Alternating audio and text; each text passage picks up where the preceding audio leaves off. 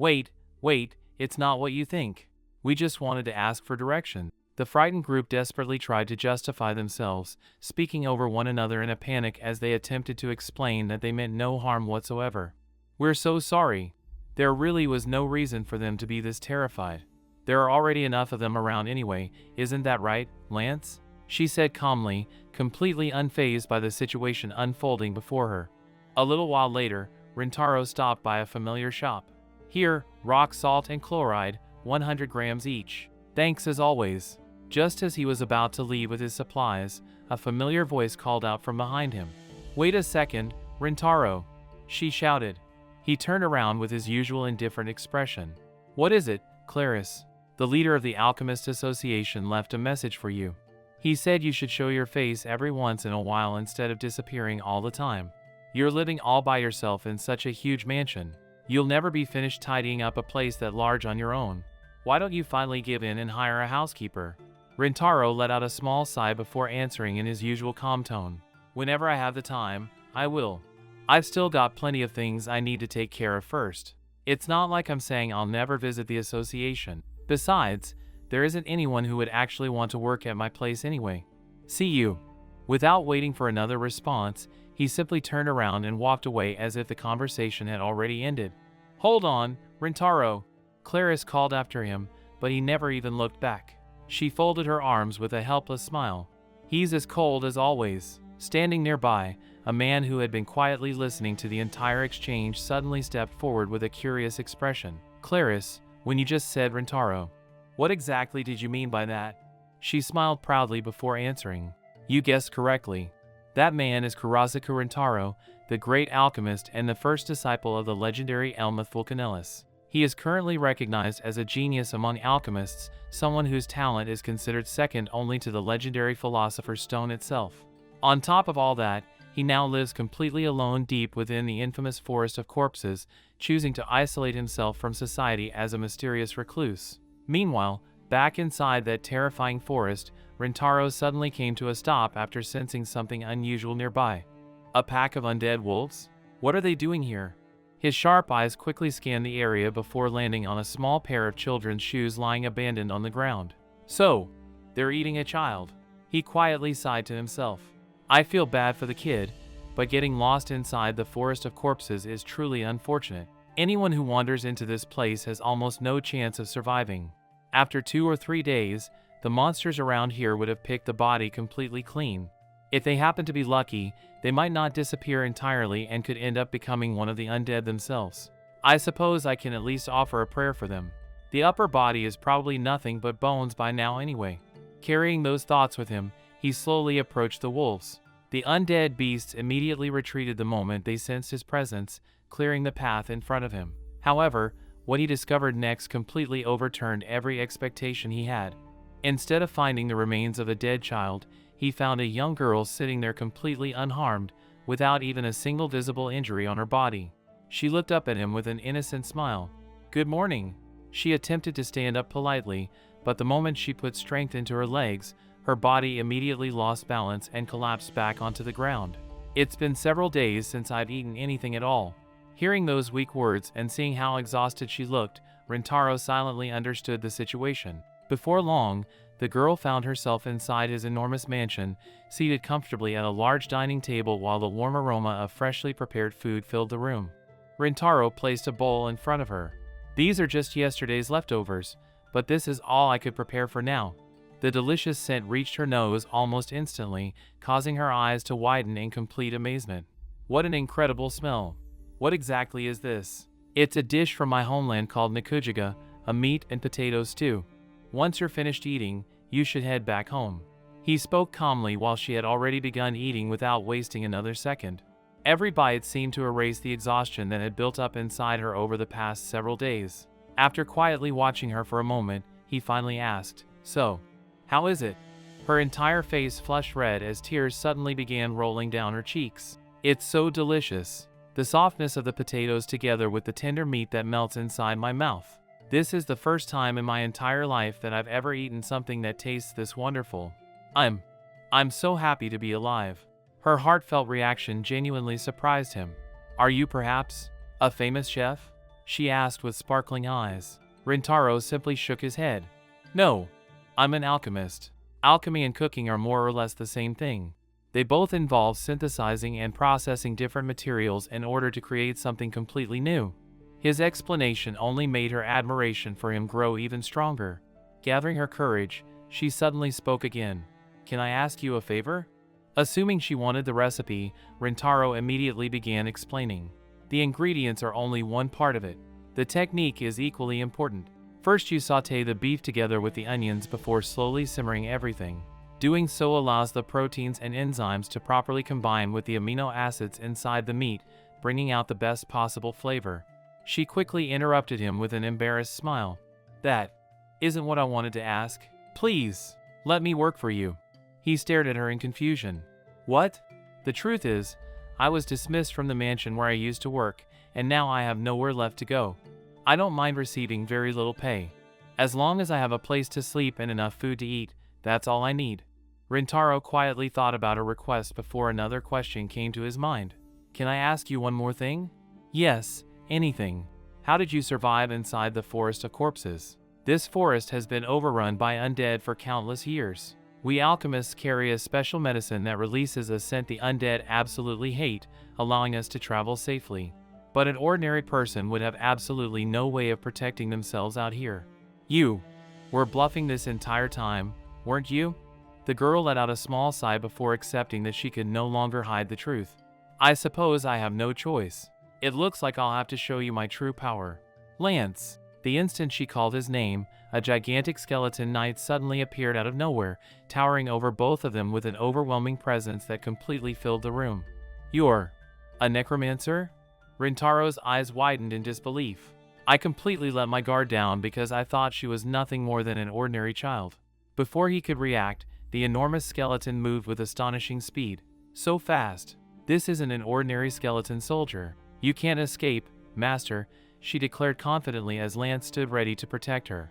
Rintaro immediately questioned her intentions. What exactly are you after? I'll tell you right now, there isn't a single valuable thing inside this house. Instead of threatening him, the girl gave an answer he never could have expected. Please lend me a set of cleaning supplies. What? Completely confused, Rintaro could only stare at her. The girl politely placed a hand over her chest before introducing herself. I am the wandering maid, Chloe. This is my partner, the skeleton knight Lance. She proudly gestured toward the massive skeleton standing faithfully beside her before continuing with a bright smile. My specialty is handling every kind of household chore. Faced with such an unbelievable introduction, Rintaro could only stand there in stunned silence. A necromancer. Maid? The wandering maid Chloe, at your service. Lance. First, get rid of all the dust. Once we finish that, it's time for sweeping.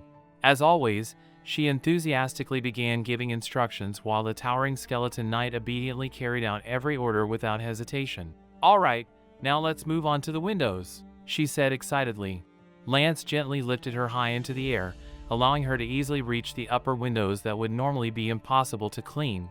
With remarkable speed and precision, every window was polished until it sparkled under the sunlight. After that, they moved on to mopping the floors, making sure every inch of the enormous mansion was spotless. Before long, the entire room looked completely different. The dust had vanished, the windows shined brilliantly, and the floors reflected the light like mirrors. The mansion, which had once felt abandoned and lifeless, now looked bright, warm, and welcoming. Now that everything is clean, you understand, don't you? Even though I finished cleaning so quickly, you can clearly see the difference compared to how it looked before. Rintaro stood there in complete disbelief, unable to hide the amazement on his face. You're a necromancer, aren't you? On top of that, you can summon a skeleton knight, which means you're a high-ranking one. So why would someone like you choose to become a maid? Chloe's cheerful expression softened slightly as she answered honestly. Because you can't survive just by being a necromancer. The ability to summon spirits and control the dead is feared and despised by almost everyone, so it's practically useless in this world. If I want to live, I have to find a job that allows me to support myself. Rintaro quietly nodded after hearing her explanation. I see. I understand your situation now. As you can probably tell, this mansion is unnecessarily large. It originally belonged to a wealthy man who used it as his vacation home, but ever since the forest of corpses became uninhabitable due to the appearance of the undead, the owner simply abandoned it and gave the entire estate away for free. Because of the dangerous nature of this place, it has always been impossible to hire anyone willing to help maintain it. However, with someone like you, that particular problem no longer exists. Even so, I'm not the type of person who hires someone I know absolutely nothing about on the very first day we meet.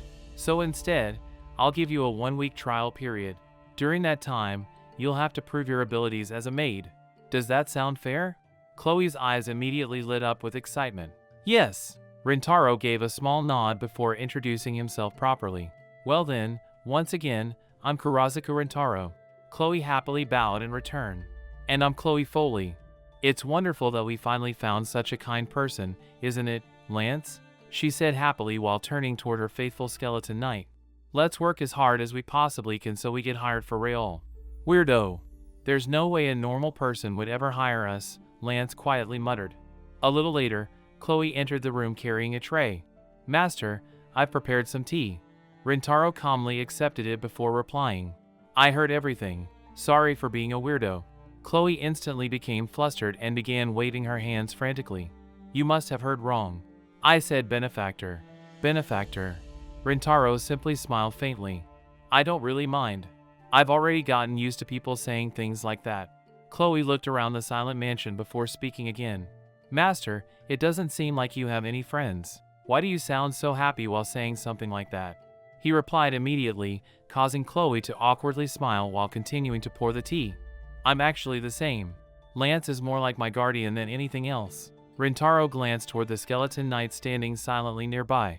The skeleton. Isn't he basically your servant? Chloe quickly shook her head. Lance is my knight. Ever since he became self-aware, he has always stayed by my side and protected me no matter what happened. It's honestly adorable whenever Lance gets embarrassed. At that moment, the skeleton seemed to shy away slightly. Rintaro looked at her with complete confusion. How can you possibly tell when he's embarrassed? Even so, to be honest, having him silently follow you everywhere like that makes me feel a little uncomfortable. Chloe became nervous once again before hurriedly trying to defend her partner. Lance can be useful too. You can ask him to do any kind of heavy manual labor. Manual labor? Rintaro repeated while glancing out the window toward the forest. In that case, how about having him chop some firewood? Lance suddenly became completely still, almost as if he had been stunned by the request. Chloe quickly looked worried. Sorry. Did I offend you? Is chopping wood something beneath a knight? She immediately shook her head. No, not at all. He's actually really happy. Chopping wood happens to be what he's best at. Once again, Rintaro couldn't help asking. Like I said before, how can you even tell? Before long, Lance was outside enthusiastically chopping through enormous logs with unbelievable speed and power. Every swing of his axe split thick pieces of timber cleanly in half. Watching from a distance, Rintaro nodded in satisfaction. I see. He really is good at it. Well then, it's about time to start preparing dinner, but... Chloe eagerly stepped forward. Rintaro interrupted her before she could finish. I'll be the one doing that. Is that so? Well then, I'll simply continue cleaning the mansion. That's what I was going to say, but I suppose I should let you see my cooking skills. The moment Chloe attempted to help, she immediately stumbled over herself and nearly fell to the ground. Rintaro looked at her in surprise. Don't tell me. You can't cook? That's right. It's because of my necromancer abilities. I can hear the voices of the dead. Whenever I try to prepare raw meat, I hear cries of suffering and torment coming from it. Because of that, I'm absolutely terrible at cooking. I see. Rintaro quietly replied as the two of them continued walking through the long hallway together. So that's the real reason you wanted to work here. Chloe lowered her head apologetically. I'm sorry. I thought it wouldn't be a problem since Master is already such an amazing cook. Have I failed the trial already? Rintaro thought for a brief moment before answering. Well, I suppose it's fine. I was planning on handling the cooking myself from the very beginning anyway. But does that mean you can't eat meat either? Chloe immediately shook her head. Nope. Eating it is completely fine. In fact, I absolutely love meat. Rintaro suddenly remembered something. Now that you mention it, you really did enjoy that stew earlier. Chloe clenched her fists with determination. then I'll work even harder to make up for my lack of cooking skills. Please continue looking after me, Rintaro-sama. Is it alright if I call you that? Do whatever you want, he replied without much concern. Chloe immediately smiled brightly. Well then, I'll get back to work. I'm already looking forward to dinner, Rintaro-sama. Yeah, he replied absent-mindedly as she cheerfully ran off. Watching her disappear down the hallway, he quietly thought to himself, this girl really has a way of completely sweeping everyone along at her own pace. Later that evening, Chloe stared at the freshly prepared meals sitting on the table with sparkling eyes. Wow, it looks absolutely delicious. What is this dish called? It's called tonkatsu, a deep-fried pork cutlet. Just smelling it is making my stomach growl, she admitted excitedly while staring at the crispy golden cutlet. The moment she took her first bite, her eyes widened with pure happiness. Wow, it's perfectly crispy on the outside, and then it completely melts in your mouth. Every single part of my body is thanking you right now. She blushed with genuine delight as she continued eating. Rintaro quietly watched her enthusiastic reaction before she suddenly noticed him staring. What's the matter, Rintaro-sama? Nothing. I was just wondering. Doesn't Lance need to eat? Chloe happily explained. That's right. I supply his body with mana, and whenever I eat, that energy is also shared with Lance. So in a way, I'm eating for both of us. Rintaro nodded in understanding. No wonder you're always so hungry. There are seconds as well, so eat as much as you like. Chloe's eyes immediately began sparkling with gratitude. Ah, Rintaro-sama, how can you be so kind? Rintaro folded his arms while pretending to sound annoyed. You idiot. Don't forget, I'm going to have you work your butt off again tomorrow. Leave this place, Chloe Foley. You disgusting child of the corpses. Don't ever set foot near this place again. The cruel voices echoed through her mind as if they had happened only yesterday. Suddenly, Chloe opened her eyes to the gentle sound of birds chirping outside the mansion. Sunlight streamed through the window, and she quietly sat up in bed, taking a slow breath as she tried to calm herself. That was another fragment of my dream, she thought to herself while staring at her hands. Good morning, Lance. Don't worry, it was nothing. Trying to shake off the unpleasant memories, she made her way downstairs where breakfast had already been prepared. The moment she sat down, her curiosity immediately took over. Rintaro-sama, what is this sticky food? She asked while looking at the unfamiliar dish. It's called natto. It's made by boiling soybeans and fermenting them. Just pour some shoyu over it before you eat. Chloe tilted her head in confusion. What's shoyu? It's a seasoning made by fermenting soybeans. She looked around the table once more before pointing toward another bowl. And this is miso soup. It's a soup made from fermented soybeans that are turned into a paste. By the way, there's fried tofu skin inside as well. That's also made from soybeans. Chloe cautiously took a bite before her expression became incredibly complicated. Are you alright? Rintaro asked after noticing her face. The soybeans are so strong, she replied honestly, trying her best not to offend him despite struggling with the unusual taste. Once breakfast was over, Chloe quickly regained her usual enthusiasm. Well then, let's finish cleaning the mansion today. We have to work hard so I can officially get hired. She pumped her fists with determination, overflowing with motivation before Rintaro looked at her with slight amusement. Wow, you're really enthusiastic about this. Are you heading out somewhere? Chloe asked after noticing him preparing to leave. Yes, I'm going into town for a little while. Then, as if suddenly remembering something important, he looked back at her. Oh, right. There's one place you absolutely don't need to clean. The basement. The basement? She repeated curiously. Or rather, it's my alchemy research room, so don't go in there. Understood. Have a safe trip, Rintaro-sama, she replied with a cheerful smile as he left the mansion. A short while later, Rintaro arrived in town and entered his usual shop. Welcome, Rintaro. Clarice greeted him with a smile. You're attending the store today? He asked. Why do you have to sound so obviously disappointed about that? I'm hurt, you know, she complained while pouting. Sometimes you mix up the ingredients, so. Rintaro answered honestly. Clarice immediately crossed her arms in protest. I haven't made any mistakes recently. Even I'm a disciple of the great alchemist Elmeth Fulcanellis, you know. So, what materials do you need today? 3 dried slimes, 5 sheets of dried earthworm skin, 200 grams of salt butter, and 100 grams of slaked lime. Thanks for your patronage. Here you go. Oh, And this one's a bonus. She happily handed him a small bottle filled with colorful candy. Kanpitu? Rintaro asked. Cute, isn't it? They're those sugar candies you taught me how to make the other day. I tried making them in different colors, and they became surprisingly popular, so I decided to start selling them here too. You should become a confectioner instead of an alchemist. Clarice puffed up her cheeks in annoyance. What's that supposed to mean? You're so mean.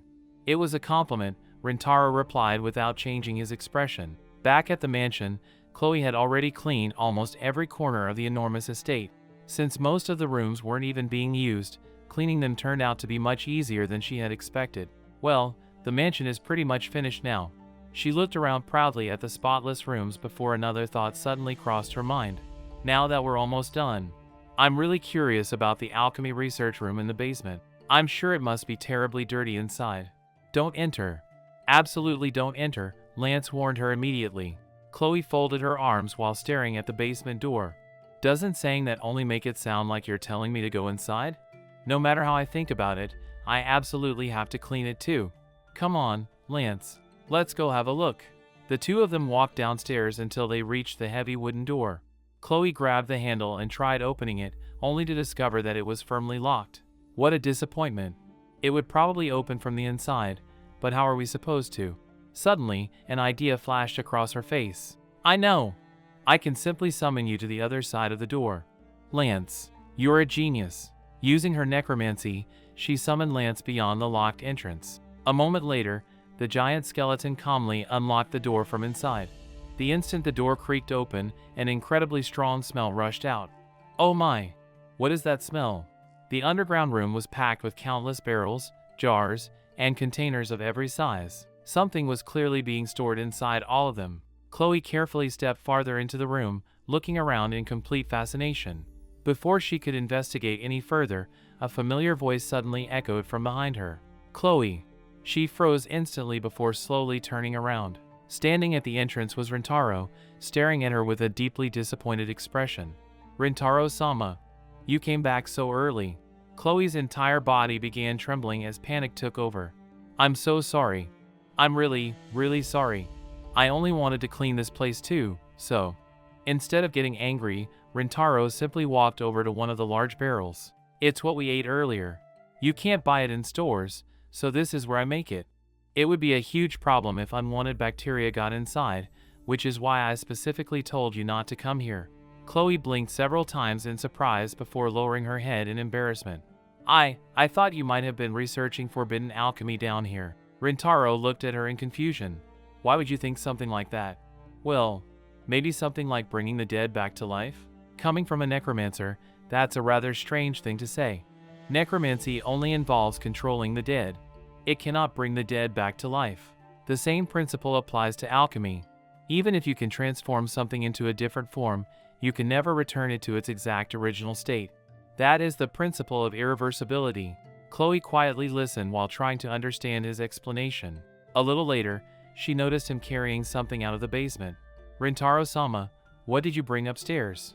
These are umeboshi, pickled plums. They should be perfectly ready by now, so I brought them out. Chloe watched curiously as he picked one up before offering it toward her. Would you like to try one too? Are you sure? She asked hesitantly. Is something wrong? Rintaro wondered. For some reason, watching her hesitate made him think, I feel like a mother bird feeding its chick. He gently held the umeboshi toward her mouth. The moment Chloe tasted it, her expression completely changed. This is punishment for sneaking into the basement, isn't it? You're so cruel, she shouted after the overwhelming sourness hit her all at once. Rintaro couldn't help letting out a small smile at her dramatic reaction. Chloe immediately noticed it. Rintaro-sama smiled. No, I didn't. Yes, you definitely did. Shut up. Trying to hide his embarrassment, Rintaro picked up the small bottle Clarice had given him earlier. It's a type of candy called Kanpitu. I'll give you some if you stop talking about it. Chloe happily accepted the colorful candy with both hands. How pretty. Thank you very much. But this isn't another one of your tricks, is it? It's either going to be incredibly spicy or incredibly bitter, isn't it? See for yourself. I'm busy, Rintaro replied while deliberately turning away so she couldn't see his expression. Chloe nervously placed one piece into her mouth. Almost instantly, Her eyes lit up with delight. "It's so sweet." She smiled brighter than ever while happily enjoying the candy. Watching the interaction from nearby, Lance silently observed the two of them as Chloe quietly turned toward him. "Say, don't you think Rintaro-sama is completely different from all the other adults?" After everything that had happened that day, she looked toward the evening sky with a peaceful smile before quietly thinking to herself, "Maybe tonight, I'll finally be able to have a pleasant dream." Damn, that was horrible. One of the men said between heavy breaths as he and his companion finally stopped running. Both of them bent over with their hands resting on their knees, struggling to catch their breath after escaping the terrifying situation they had just experienced. Their legs were still trembling, and the fear lingering in their hearts refused to fade away. Even though they had already put quite a bit of distance between themselves and the undead wolves, neither of them felt completely safe. Every rustling leaf and every distant sound coming from the forest made them instinctively look over their shoulders, worried that the monsters might still be chasing them. "Yeah, that was much tougher than I expected," the other man replied while wiping the sweat from his forehead. "I seriously thought we were done for back there." For several more moments, neither of them spoke as they focused on calming their breathing. Eventually, one of them finally broke the silence. "We only came here because we heard that the fangs of undead wolf pups sell for a really high price. Who would have thought they actually lived in packs? I figured we could make some easy money, but instead we almost lost our lives." The other man let out a frustrated sigh before nodding in agreement. "Let's just head back for now. There's no point risking our lives over this. We can always come back another day with better preparation." The two slowly began making their way back through the dense forest of corpses. Towering trees blocked most of the sunlight, casting long shadows across the forest floor while an eerie silence surrounded them. Every step they took felt heavy, and neither of them wanted to remain in such a dangerous place any longer than necessary. Suddenly, one of the men froze in place. His eyes widened in disbelief as he stared ahead through the trees. What is that?" The other man looked in the same direction before his jaw slowly dropped. "A house. There's a house." Standing deep within the middle of the terrifying forest was an enormous mansion unlike anything they had expected to find. Its grand architecture looked completely out of place surrounded by monsters and undead creatures. "Bro, there's a huge mansion all the way out here." "Don't shout so loudly, Bebel." The other man quickly lowered his voice while continuing to stare at the impressive estate. "Wait, I think I've heard rumors about this place before. There's supposedly a foreign alchemist who lives here all by himself deep inside the forest of corpses. He lives completely alone in a mansion that big? That doesn't make any sense." "Yeah.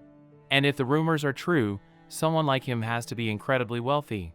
An alchemist living in a place like this must have all kinds of expensive materials and valuables stored inside." The first man's expression slowly changed as greed began replacing the fear that had filled his face only moments earlier. "We almost died out here. It would be a complete waste to return empty-handed after everything we went through. Let's sneak inside and grab something valuable before we leave." His companion immediately frowned. "Bro, you're unbelievably greedy." "Shut up. We've already come all the way out here. Besides, if he really lives here alone, there probably isn't much security protecting the mansion anyway." The temptation of easy money quickly clouded their judgment.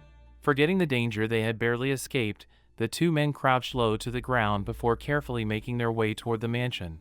They crawled through the tall grass and bushes, doing everything they could to avoid being noticed. "Let's sneak in through the back. That should be the safest route." Just as they were slowly approaching the rear of the mansion, Bebel suddenly stopped moving altogether.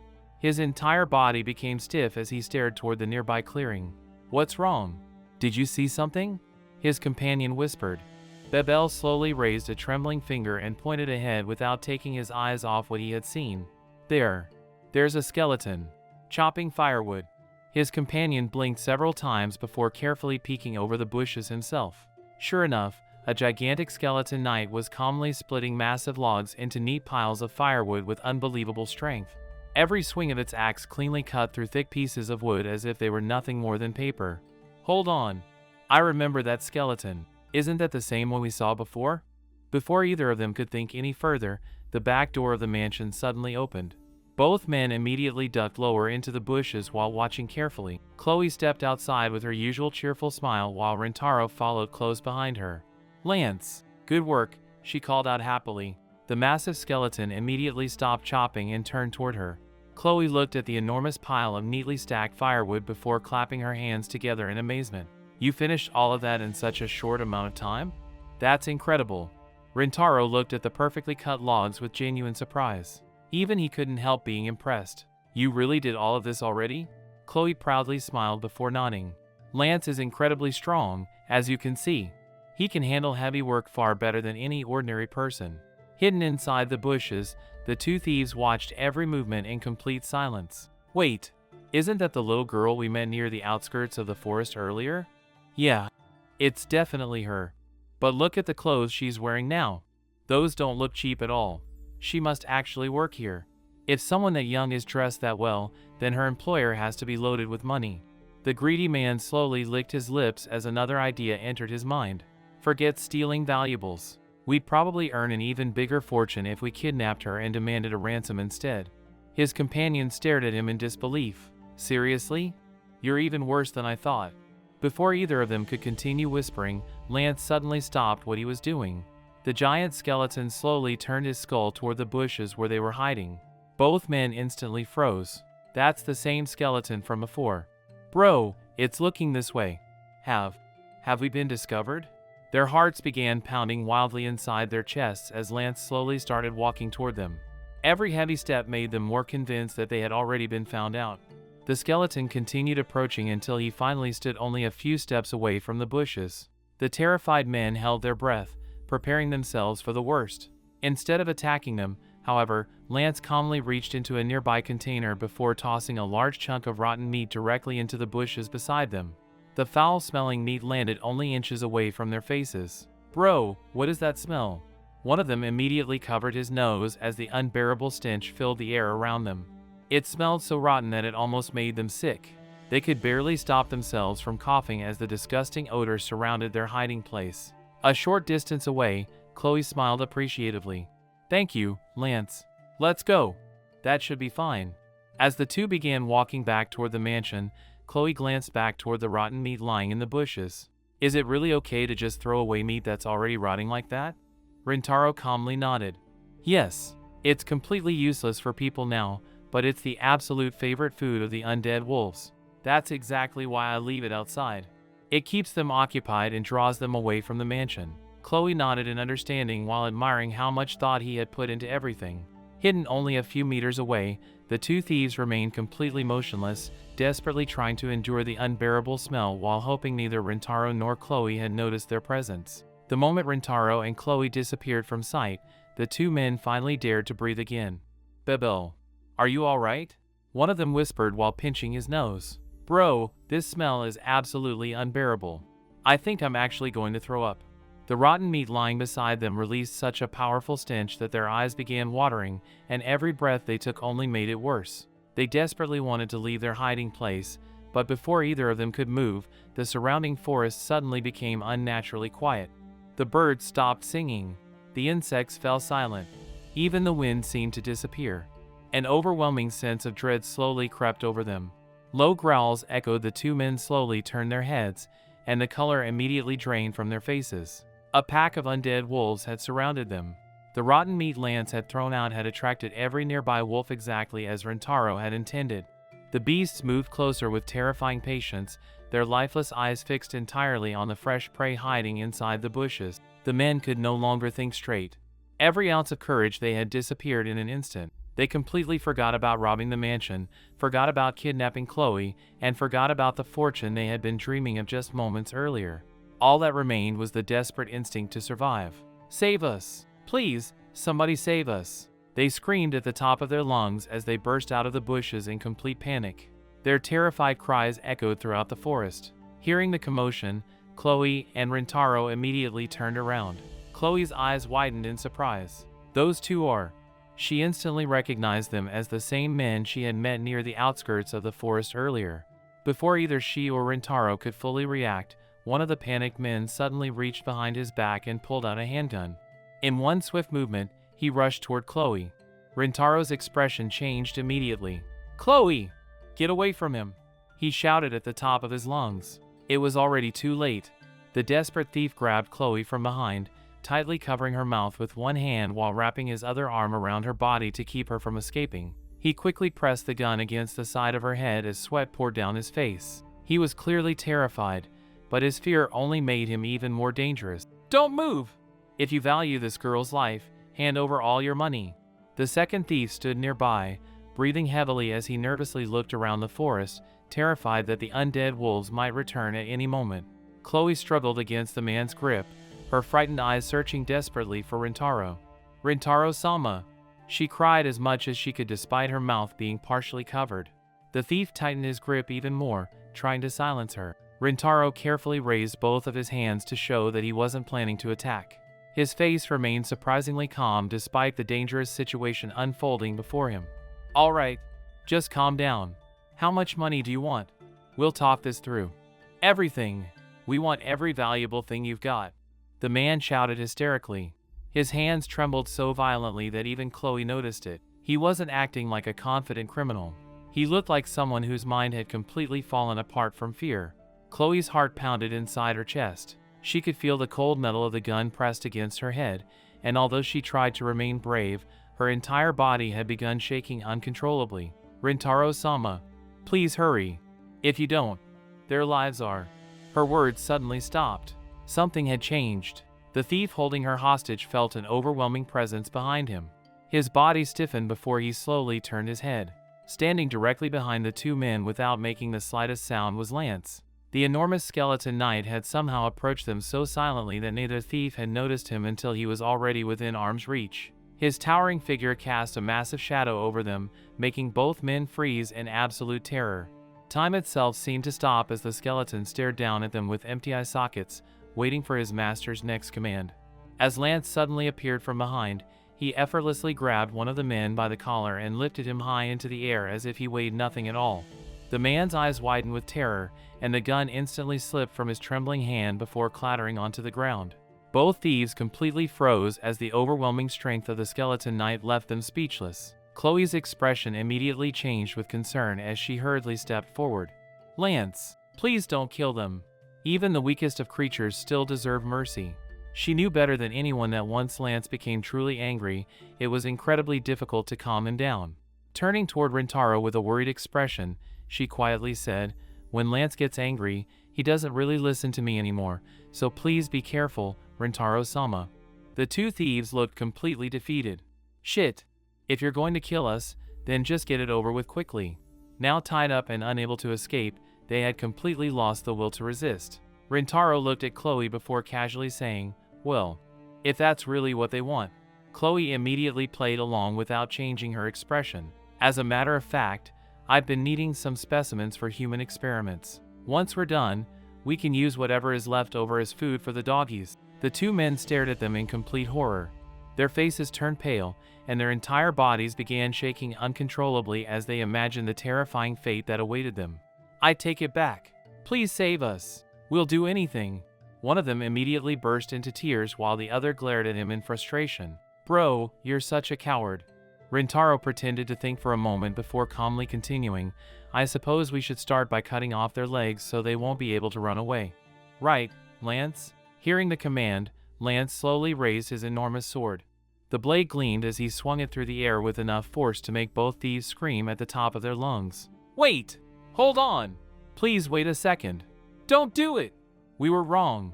The two desperately begged for their lives, convinced they were only moments away from losing their legs. After watching them panic for a few more seconds, both Rintaro and Chloe finally relaxed. "I'm joking. We were never actually going to do something like that."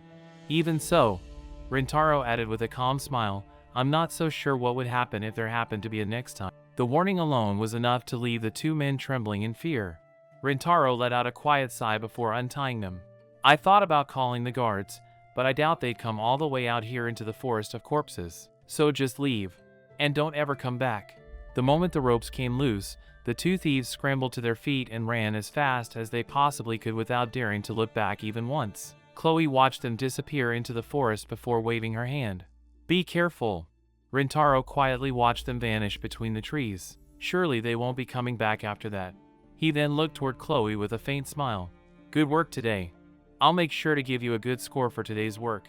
Instead of celebrating, Chloe continued staring toward the dark forest with a worried expression. "What's wrong, Chloe?" Rintaro asked after noticing that she seemed distracted. She hesitated for a moment before answering. I was just wondering, will those two really be alright? It's already getting dark, and the fog is starting to build up. Really troublesome monsters usually come out around this time. Rintaro looked at her in surprise. You're worried about them? Those were the same people who held you at gunpoint only a little while ago. Chloe slowly nodded. That's true, but I still don't think they're bad people deep down. Before Rintaro could respond, she suddenly turned around. I'll be heading out for a little while. Hey, Chloe! Rintaro called after her, but she had already begun running toward the forest with Lance following closely behind. Watching her disappear, he couldn't help sighing to himself. Good grief. I honestly can't tell whether she's simply nosy or just unbelievably soft-hearted. Ever since she arrived, I've been getting swept along at her pace. Meanwhile, Chloe and Lance searched through the darkening forest, carefully looking around while the thick fog slowly spread across the ground. Doggies? Chloe called out as she searched. Suddenly, desperate cries echoed through the trees. Please! Somebody save us! Chloe immediately recognized the voices and rushed toward the sound. Are you two okay? She shouted as she reached the terrified men. However, before anyone could relax, Lance immediately stepped in front of Chloe as if shielding her from something. This is... Chloe's eyes widened as she finally noticed a strange ghostly creature floating through the air at incredible speed.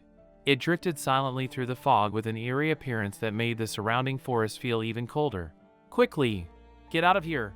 Chloe shouted toward the two men. Without wasting another second, they immediately turned around and fled. Lance charged straight toward the ghost and swung his massive sword with tremendous force. The blade passed directly through the creature without causing any damage at all. It's no use. A ghost? Chloe's expression filled with alarm. Lance, get back. If it catches you, it'll drain all of your mana. Just as the ghost moved toward Lance, something suddenly flew through the air.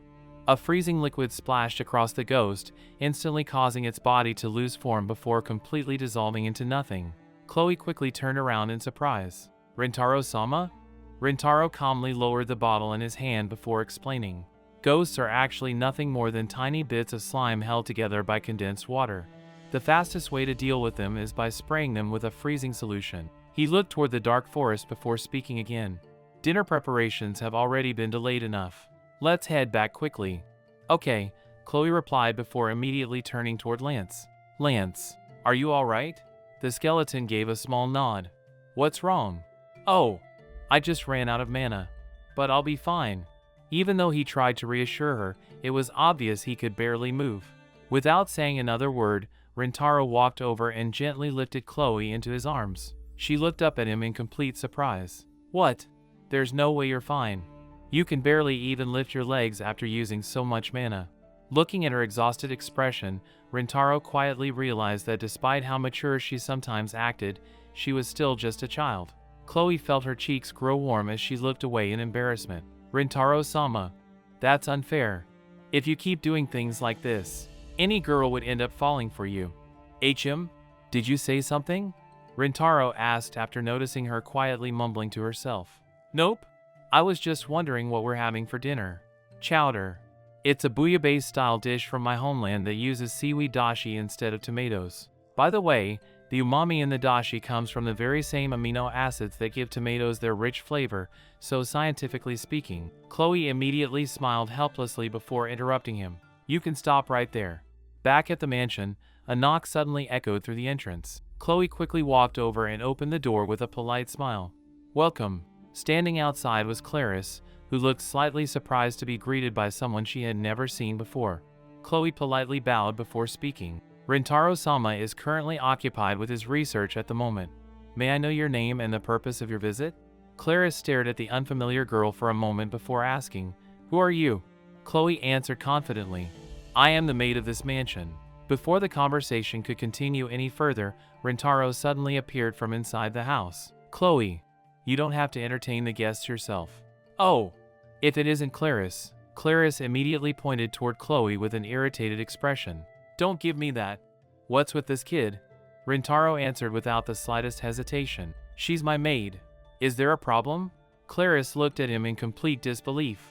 There most certainly is a problem. Why is a little girl living in a place like this? Rintaro calmly looked back at her. What exactly do you mean by a place like this? At the same time, Chloe puffed up her cheeks and protested. And I'm not a little girl. Chloe looked back and forth between the two before asking curiously, "Are the two of you acquainted?" Rintaro nodded. "This is Clarice Fulcanel. She is the granddaughter of my alchemy master." Clarice immediately corrected him with a proud expression. "I'm not just his granddaughter.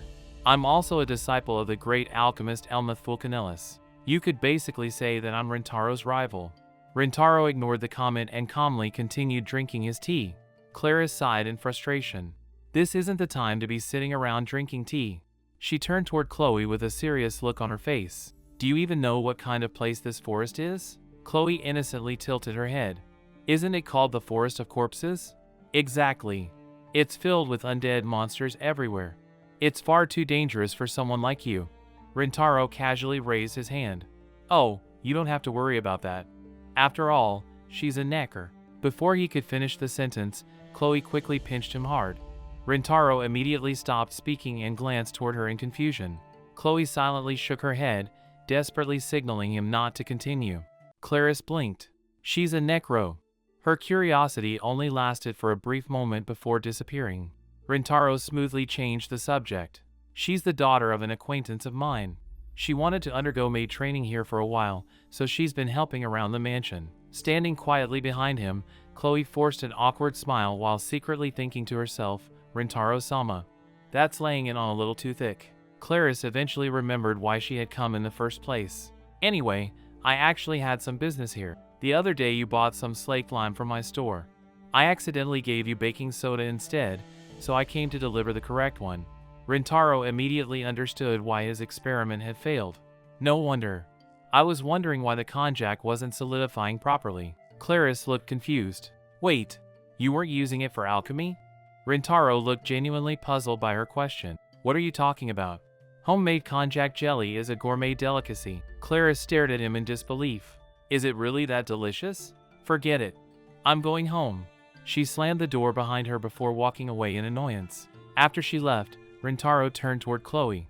"By the way, why didn't you want her to know that you're a necromancer?" Chloe lowered her gaze slightly before answering in a quieter voice. "Unlike you, Rintaro-sama. She seems like a decent person." Rintaro couldn't help sighing. "I don't think I should be hearing that from you." Chloe smiled awkwardly before continuing. "Well, you already know there's no safe place in this world for necromancers." A little later, Clarice returned home. "I'm home safely. Welcome back." "That was quick, Clarice. It was only a delivery after all." Another woman looked toward her with curiosity. "So, how's Rintaro doing these days?" "He's doing fine. Or rather, he's still living like some retired old geezer. Although, there's actually a girl living at his house now." "A girl?"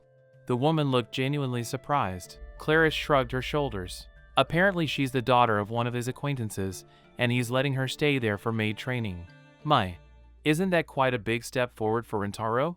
Ever since Master passed away, he hasn't shown much interest in interacting with other people." "Well then, will you switch with me and watch the store for a while?" Clarice remained deep in thought. "Still, something feels strange. He's always refused to hire a maid before." "Sorry, Mama. I'm heading out again." "What? You just got back?" Clarice grabbed her things once more. He was being far too vague earlier. Something definitely doesn't feel right. Meanwhile, back at the mansion, Rintaro proudly carried a plate into the dining room. "Behold, Chloe. I finally perfected it." He proudly presented a transparent dish in front of her. "This is called konjac jelly." "That's right. This is sliced konjac. It tastes wonderful with soy sauce and vinegar miso." Chloe carefully picked up a piece before taking a bite. Her eyes immediately widened. "What is this strange texture?" It wobbles, yet somehow melts inside my mouth." "Just what is this made from?" Rintaro immediately entered explanation mode. "Well, first you hydrate dried slime with water." He paused for a moment before calmly adding, "That was a joke. It actually starts by grating the konjac plant and dissolving it in water. After that, you mix in a coagulating agent before boiling everything together.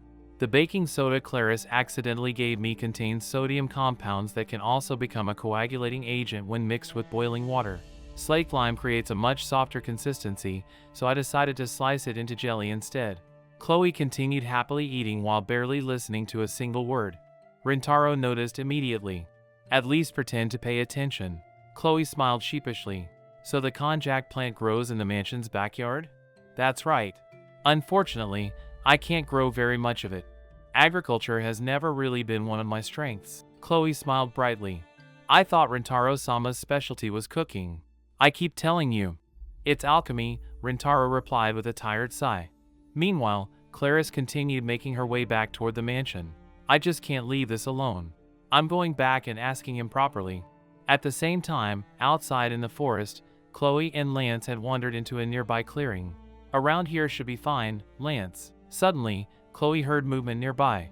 Instinctively, she hid behind a large tree before carefully peeking around it. A moment later, Clarice arrived and quietly looked into the clearing. A skeleton soldier? Why is that girl together with one? Clarice watched in complete silence as Chloe and Lance poured a strange liquid onto the ground. Is that blood? She wondered as the unmistakable smell reached her. A few seconds later, the earth beneath them suddenly began moving. Clarice watched in complete horror as several undead humans slowly crawled out of the ground one after another. Their decayed hands clawed through the soil before their lifeless bodies fully emerged. What? An undead human? Did that girl summon them? Her heart immediately began racing. What should I do? Rintaro is in danger. Without stopping to think any further, Clarice turned around and sprinted toward the mansion as fast as she could. Back inside the mansion later that evening, Chloe quietly served tea before looking toward Rintaro with a slightly nervous expression. Tomorrow will make 1 full week, right? Yes, that's true, Rintaro answered calmly. Chloe hesitated before asking the question that had been weighing on her mind ever since she arrived. Have I been useful to you as a maid? Rintaro looked at her for a moment before replying honestly. There's still 1 day left in your trial period. Everything will depend on how tomorrow goes. But I'll say this much. I won't make my decision based on emotion. I'll evaluate you fairly based entirely on your performance. Chloe smiled with determination shining in her eyes. Yes, I'll show you my very best tomorrow. I look forward to it, Rintaro replied. Well then, I'll excuse myself and take a short break first. Yes, good work today, Rintaro-sama. As he walked toward his room, Chloe quietly stood beside the window and gazed into the darkness outside. Tomorrow will be a very important day, she thought to herself. At that very same moment, far beyond the mansion walls, the undead humans that had risen from the ground slowly began crawling through the darkness, silently making their way toward the mansion as night gradually settled over the forest of corpses. As the undead humans slowly crawled through the darkness toward the mansion, Clarice hurried through the forest as fast as her legs could carry her. The thick fog made it difficult to see even a few steps ahead, and every rustle in the trees made her heart pound even faster. Suddenly, one of the undead emerged from the shadows right in front of her. She stumbled backward, lost her footing, and fell hard onto the ground. Looking up, she found herself surrounded as more undead slowly approached from every direction. Help! She cried out at the top of her lungs. Just as the creatures closed in, a beautiful woman suddenly leaped into the air with incredible speed. Her sword flashed through the darkness, and in a single graceful motion she sliced through the approaching undead, sending them collapsing to the ground before they could even touch Clarice. The mysterious swordswoman landed smoothly between Clarice and the zombies before turning around. Are you all right? She asked calmly. The scene shifted back to the previous day at the garrison guard's office. Clarice stood before several guards with a desperate expression on her face. I'm begging you. Please help me. One of the guards let out a helpless sigh. Even if you ask us like that, the forest of corpses has already been abandoned to the undead. Because of that, we guards are forbidden from entering it in the first place. Another guard looked toward Clarice. Are those zombies heading toward the city? Not yet. But, Clarice replied anxiously, protecting the citizens is the duty of the guards. The alchemist living inside the forest is in danger. The guard simply shook his head. We don't risk our lives for people who willingly choose to live inside that forest. Before Clarice could argue any further, another voice interrupted the conversation. What's all this noise? Captain. The guards immediately straightened their posture as a woman carrying a sword entered the room. She calmly listened to Clarice explain everything before speaking. I see. I understand the situation now. According to you, that girl is a necromancer. Is that correct? We may need to remain cautious. Clarice immediately nodded. I'm glad you understand. Then the guards will. Afraid not, the captain interrupted before she could finish. It's true that necromancers are often hated because of the powers they are born with. Unfortunately, it isn't uncommon for some of them to develop resentment towards society and eventually commit crimes. Based only on your testimony that something suspicious might be happening, the guards cannot officially mobilize. But by the time something actually happens, it'll already be too late, Clarice argued desperately. One of the guards sighed once again. That's simply how things work around here. Fine. Then I won't ask anymore. Clarice turned away in frustration. I guess this is just another government office after all. The captain smiled faintly. You didn't let me finish. I said the guards couldn't be mobilized. However, it just so happens that tomorrow is my day off. A guard who isn't on duty is simply another ordinary citizen. And as a citizen, I'm free to go wherever I please. Clarice immediately looked back at her in surprise. Captain, have you lost your mind? One of the guards asked in disbelief. I'd like to see the truth with my own eyes as an ordinary citizen. For what reason is that necromancer summoning such a large number of zombies? Besides, there's no way I can allow this young lady to go into the forest of corpses all by herself. Even so, entering the forest during the middle of the night would be no different from committing suicide. We'll leave at the crack of dawn tomorrow morning. Thank you so much, Miss Captain. Andiri is fine, she replied with a smile. By the way, when I asked whether you could protect yourself if I allowed you to come with me, you confidently said yes. Didn't you? Clarice awkwardly looked away. They just appeared so suddenly. As the two women continued making their way through the forest the following morning, Andiri calmly explained the dangers surrounding them.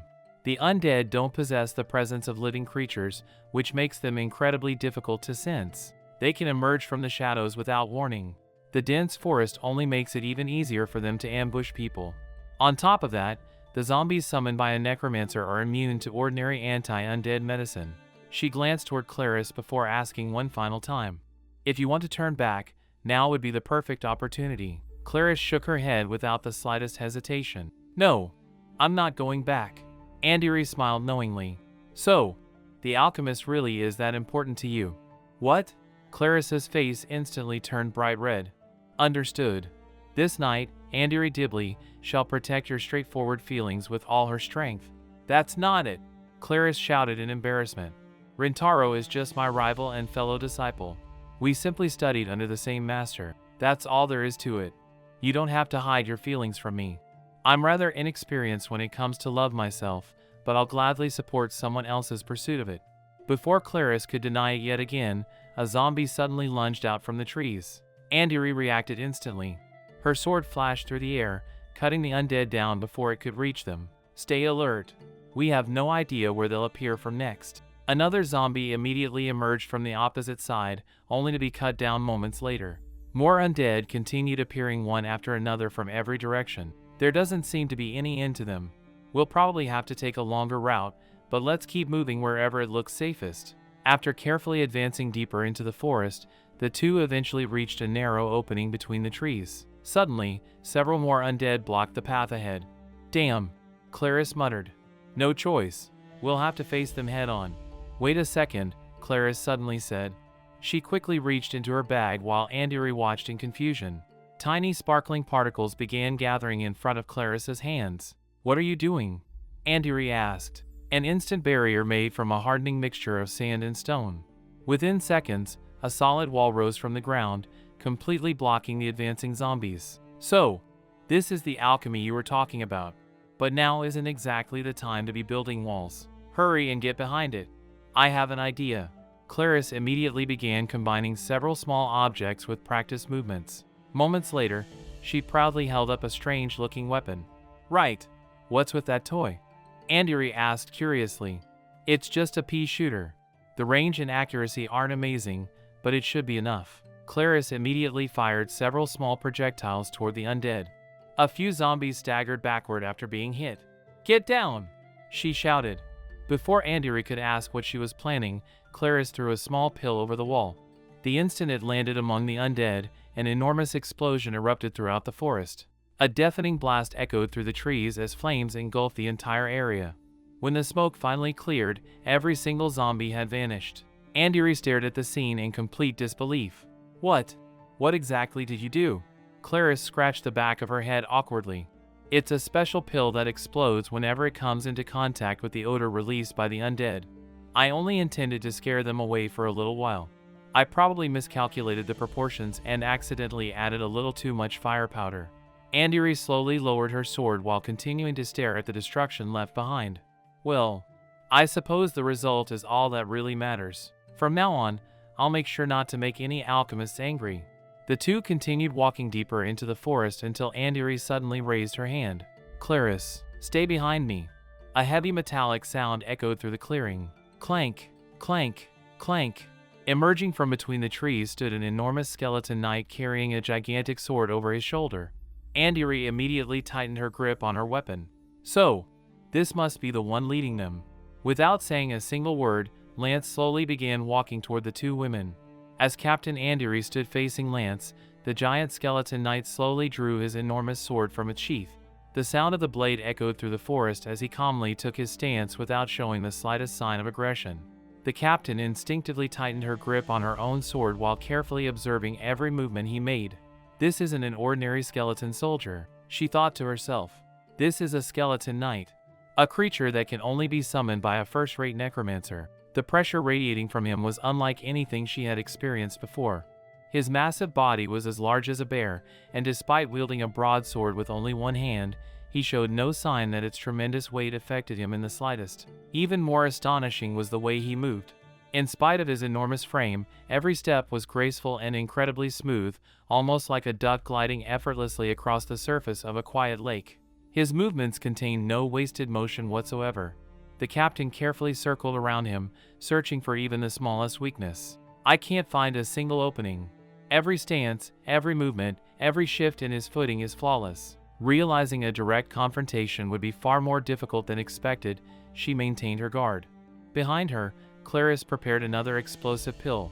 Don't destroy the forest any more than it already has been, Andiri called out without taking her eyes off Lance. Clarice hesitated with the explosive still in her hand. But I could just use another explosion. Before she could finish speaking, the loud cracking of wood echoed above them. The violent shockwaves from the earlier explosion had weakened one of the nearby trees, and its massive trunk finally began collapsing directly toward Clarice. Clarice! Andiri shouted. Without thinking about her own safety, she instantly threw herself toward Clarice, pushing her out of the way just as the enormous tree came crashing down. However, before either of them could be crushed beneath it, Lance suddenly moved. His gigantic body flashed forward with unbelievable speed, and using only one arm, he caught the falling tree before it reached them. The tremendous impact shook the ground, but Lance stood completely unmoved as he held the massive trunk in place, protecting both women without hesitation. The captain stared at him in complete disbelief. Why? Instead of answering, Lance gently pushed the tree aside before turning his back on them. He slowly began walking deeper into the forest, occasionally gesturing with one hand as though signaling them to follow. Is he telling us to come with him? Clarice asked in confusion. The captain quietly watched the skeleton continue walking ahead. Showing your back to your enemy. It's almost as if he's telling us that attacking him from behind would be completely useless. Clarice looked uncertain. Are you sure this is all right, Andiri? After thinking for a brief moment, the captain nodded. If he truly intended to kill us, there would have been no reason for him to save us just now. She continued watching Lance as they followed him through the trees. A necromancer capable of summoning a skeleton knight this powerful. Just how skilled is this person? The three eventually arrived back at the mansion. The moment Lance stepped into the yard, Chloe's face immediately brightened. Welcome back, Lance. How was the forest? She happily ran over to greet him before suddenly noticing the two visitors standing behind him. Ah, Clarice? And the captain looked toward Chloe in complete surprise. This is the little girl necromancer? No way. Chloe immediately crossed her arms with an annoyed expression. I'm not a little girl. Clarice was about to explain everything when the front door suddenly opened. Rintaro stepped outside after hearing all the commotion. What's going on out here? He looked toward Clarice before letting out a small sigh of relief. Thank goodness you're all right. Clarice quickly pointed toward the nearby field. Be careful. A huge group of zombies that girl summoned has been wandering around the forest. Zombies? Rintaro looked in the direction she was pointing before speaking with complete confusion. You mean those guys? Both Clarice and Andiri turned to look. The so-called zombies were peacefully working the fields instead of attacking anyone. They were carefully tilling the soil, carrying farming tools, and following instructions without causing any trouble whatsoever. Clarice blinked in disbelief. Why? Are the zombies doing field work? Rintaro calmly explained. Those aren't zombies. They're called necrogolems. They're a type of earth doll created through necromancy. They're not particularly intelligent, but they're very gentle and faithfully carry out whatever tasks they're given. Clarice looked even more surprised. They're definitely the same creatures I fought earlier. I knew it. She immediately looked toward the captain. The summoning of undead creatures near residential areas is supposed to be illegal, isn't it? Andiri calmly observed the peaceful workers for a few moments before answering. As long as they never leave the forest of corpses, I don't really see a problem. In fact, if they're keeping dangerous monsters away from people entering the forest, that could actually be considered a public benefit. After completing their work, they simply return to the earth until they're needed again. If that's how they're being used, then I don't believe they're violating the spirit of the law. Hearing that, Chloe politely bowed her head. I'm sorry for causing everyone so much trouble. Andiri smiled gently. No, we should be the ones apologizing. We misunderstood the situation, and because of that, you ended up losing valuable workers for the day. Is there anything I can do to make up for it? Rintaro answered before Chloe could say anything. Don't worry about it. After all, it was my maid who decided to do this on her own. Since I've already come all the way here on my day off, I'd be happy to help with whatever work needs doing today, Andiri offered. Even if you say that. There really isn't much to do besides field work, Rintaro replied. Field work? Andiri repeated. Then she suddenly smiled with confidence. Actually, pretend you never heard me say that helping would be difficult. It might not seem very knightly, but my mother was a farmer. Field work happens to be my specialty. At that moment, the determined look in her eyes somehow reminded everyone of Lance. Chloe couldn't help smiling at the unexpected resemblance. So, what would you like me to do? For now, could you help till the soil so we have more land ready for planting? Understood. Do you happen to have a hoe? Before Rintaro could answer, Lance quietly walked over and handed her one. As Andiri accepted it, she looked directly at the skeleton knight. Earlier, while we were fighting, you chose to protect Clarice without hesitating, even though we were your enemies. I truly respect your sense of chivalry. Lance silently looked back at her. No matter whose side someone stands on, risking your own safety to protect another person. That's what a true knight does. I never properly thanked you for saving us. Thank you. Chloe happily watched the exchange with sparkling eyes, while Clarice stood nearby looking increasingly frustrated. Hold on a second. Why is everyone acting as though everything has been happily resolved? None of this makes any sense. She pointed directly at Chloe. Why is a necromancer working as a maid in the first place? She might look cute and harmless, but she could easily be deceiving you, Rintaro. A talented necromancer who controls corpses has to be planning something sinister. If you let your guard down around her, she might steal your money, or even your alchemy research. Before she could continue, Rintaro suddenly walked forward. His expression had become far more serious than anyone had ever seen. Without saying another word, he raised his hand and slapped Clarice across the face, leaving everyone standing there frozen in complete shock. As Chloe stood there in complete shock, Rintaro firmly held Clarice by the face before looking directly into her tearful eyes. His expression remained calm, but his voice carried a seriousness that left everyone speechless. Whether Chloe can truly be trusted or not is for me to decide. That is none of your concern. For a brief moment, silence filled the entire courtyard. Clarice stared at him in disbelief as his words slowly sank in. Her eyes gradually filled with tears, and before she realized it, her emotions completely overwhelmed her. What? What are you even saying? She clenched her fists before repeatedly striking Rintaro on the chest. What are you even saying, Rintaro? You dummy! Each hit carried more frustration than strength, and after a few moments she could no longer hold back her emotion. Turning around, she ran away as tears streamed down her face. Clarice! Chloe immediately called after her. She looked back at Rintaro with a troubled expression. Rintaro-sama. That was a little too cruel. Rintaro looked genuinely confused. What? But she was the one saying cruel things about you. Chloe quietly shook her head. Even so, she came all the way here because she was worried about you despite knowing how dangerous this forest is. Without waiting for another response, Chloe immediately turned around. I'll be heading out for a little while. Before Rintaro could stop her, she had already begun running after Clarice. Meanwhile, Clarice wandered aimlessly through the forest with her head lowered. She replayed everything that had happened over and over in her mind. I already knew. I knew from the beginning that Rintaro isn't the type of person who would be deceived so easily. He's always hated dealing with people and keeps everyone at a distance. It was only me who jumped to conclusions. I already understood that. So why does it still hurt so much? She gently wiped away the tears from her face before finally looking around. Wait, where am I? She had unknowingly wandered much deeper into the forest of corpses than she had intended.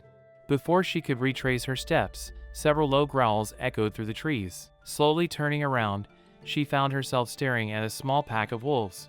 Their sharp eyes remained fixed on her as they bared their fangs and slowly crept closer. Thick strands of saliva dripped from their mouths while they circled around her. Clarice instinctively reached into her bag. My anti-undead items. They're not here. Did I lose them earlier? The wolves lowered their bodies before preparing to pounce. No! She screamed. Just as they were about to leap toward her, Chloe suddenly rushed between them without showing the slightest fear. Instead of attacking, she cheerfully reached out and began tickling the wolves beneath their chins and around their bellies. You little rascals. You're so ticklish. The terrifying wolves immediately rolled around on the ground like playful puppies, happily wagging their tails while enjoying the attention. Clarice could only stare in complete disbelief at the unbelievable sight before her. Chloe turned around with a relieved smile. Clarice, I'm so glad I caught up to you. Without making a big deal out of what had happened, Chloe gently took Clarice by the hand. Let's head back. From here, this path only leads deeper into the forest. The two slowly began walking back together through the quiet woods. After remaining silent for several moments, Clarice finally spoke. I'm sorry about earlier. I said some really harsh things to you. Chloe simply smiled as though she had already forgotten everything. Please don't worry about it. I've gotten used to hearing things like that. Her answer only made Clarice feel even worse. Chloe continued speaking with a gentle smile. I've never had someone worry about me the way you worried about Rintaro-sama. Honestly, I'm a little jealous of him. Clarice looked surprised before letting out a small laugh. Rintaro and I practically grew up together like brother and sister. My grandfather was actually the one who found him and took him in when he was still a child. Even back then, he already had his black hair and those unusual dark eyes. On top of that, he was always talking about strange things from some distant country that nobody had ever heard of. Because of that, the people around him started spreading rumors that he was a servant of the devil. She smiled as old memories surfaced in her mind. That's why. Seeing him treat you like an ordinary person feels different. In fact, he actually seems happier around you than he ever is around his own family. Chloe blinked in surprise. Happier? She then looked at Clarice with a playful smile. Could it be you're feeling a little jealous? What? Of course not. Clarice's face immediately turned bright red. I'm not jealous at all. Before she could finish denying it, another familiar voice echoed from behind them. So this is where you two ended up. Both girls turned around to find Rintaro standing there with his usual calm expression. Let's head back. The three of them quietly began walking toward the mansion together. After several moments of silence, Clarice finally gathered the courage to speak. Even though everyone calls you a devil, and even though you're obviously not one. Rintaro, about what happened earlier. I'm sorry for the things I said. Rintaro looked at her before letting out a small sigh. I really made you worry that much, didn't I? Clarice looked away in embarrassment as her cheeks became slightly red. Fine, I'll forgive you. Rintaro couldn't help smiling a little. Acting rather arrogant now, aren't we? Their conversation finally returned to its usual lighthearted atmosphere. As the mansion came into view, Rintaro turned toward Chloe. Chloe, I'm going to start preparing lunch. Chloe happily nodded. Then I'll prepare the cutlery for 4 people. As she started walking toward the house, Clarice noticed something unusual. Chloe, I've been thinking this since this morning, but doesn't your face look a little pale? Chloe paused for a second before forcing a cheerful smile. Really? Maybe. I'm just getting hungry. Although she answered casually, a brief look of discomfort crossed her face before disappearing just as quickly. She quietly placed a hand against her arm for a moment before smiling again. I'll go on ahead to the mansion, okay? I'm really looking forward to Rintaro-sama's cooking today. Waiting happily, Chloe hurried toward the mansion while the other two followed behind, completely unaware that she was hiding something much more serious than simple hunger. A little while later, the delicious aroma of freshly cooked food drifted throughout the mansion as everyone gathered around the dining table. Rintaro carefully placed a large steaming bowl in the center before looking at everyone with quiet satisfaction. Ta-da!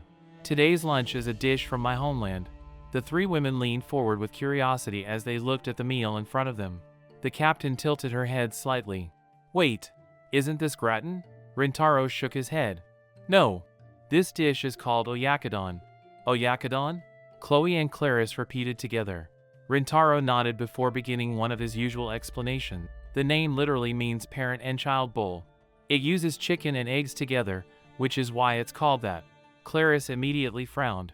That's actually a pretty disturbing way to name a dish. Chloe quickly smiled to lighten the mood. Let's eat before it gets cold. Rintaro, however, had already entered lecture mode. While we're on the subject, I simmered most of the ingredients in a soy sauce-based stock. It's a homemade sauce that took countless experiments before I finally discovered the perfect ratio between shoyu and mirin. The three women each picked up a spoonful before taking their first bite. The moment the food touched their tongues, all three of them completely froze. Their eyes slowly widened as though they had entered an entirely different world. The rich aroma of the sauce blended perfectly with the fluffy eggs, while the tender chicken practically melted in their mouths. Every bite carried a comforting warmth that spread throughout their entire bodies. It's so delicious, all three thought at the same time. Rintaro immediately continued talking without noticing their expression. Listen carefully. The combination of soft eggs and juicy chicken creates the ideal balance of texture and flavor. That's exactly why it's called parent and child. There's actually another variation that uses pork and eggs instead. That one is called Stranger Dawn. The captain looked at him with a strange expression. Somehow, that's an even stranger name. Rintaro calmly continued. Although technically they couldn't actually be parent and child. Perhaps relative dawn would be more accurate. Clarice finally sighed. Rintaro, I don't think whether they're relatives or strangers is the problem here. Chloe quietly giggled while continuing to eat. Before anyone realized it, every bowl on the table had been completely emptied. The three women leaned back with satisfied smiles after finishing every last bite. We really ate a lot, Andiri admitted while placing her bowl down.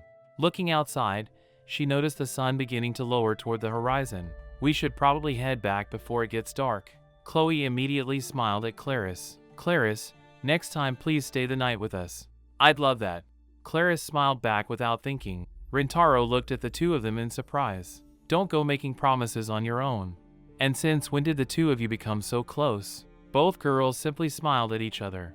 Meanwhile, Captain Andiri walked over to Lance with an excited expression. Lance, if you don't mind, I'd like to spar with you next time. Rintaro looked between the two of them before letting out a quiet laugh. You two seem to have become friends as well. After saying their farewells, Clarice and Andiri finally left the mansion together and slowly disappeared into the distance. Chloe watched them leave with a bright smile. Today ended up being much livelier than I expected. As she turned back toward the house, her body suddenly swayed. Her vision blurred, and her legs unexpectedly gave out beneath her. Before she could fall to the ground, Rintaro quickly stepped forward and caught her in his arms. Chloe! Are you all right? Chloe looked up at him with an embarrassed smile. I'm sorry. My legs just gave out for a second. But never mind that. She immediately straightened herself before nervously looking into his eyes. More importantly, what did you think of my work today? Did I do well enough? Will you hire me? She spoke faster and faster as her nervousness grew. I'm very good at cleaning. Lance can handle all the heavy lifting too. On top of that, every employer dreams of workers who don't even know the meaning of being overworked. She forced an optimistic smile, desperately hoping for a positive answer. Rintaro remained silent for several seconds. Finally, he looked directly at her and calmly replied, You failed. Chloe froze where she stood.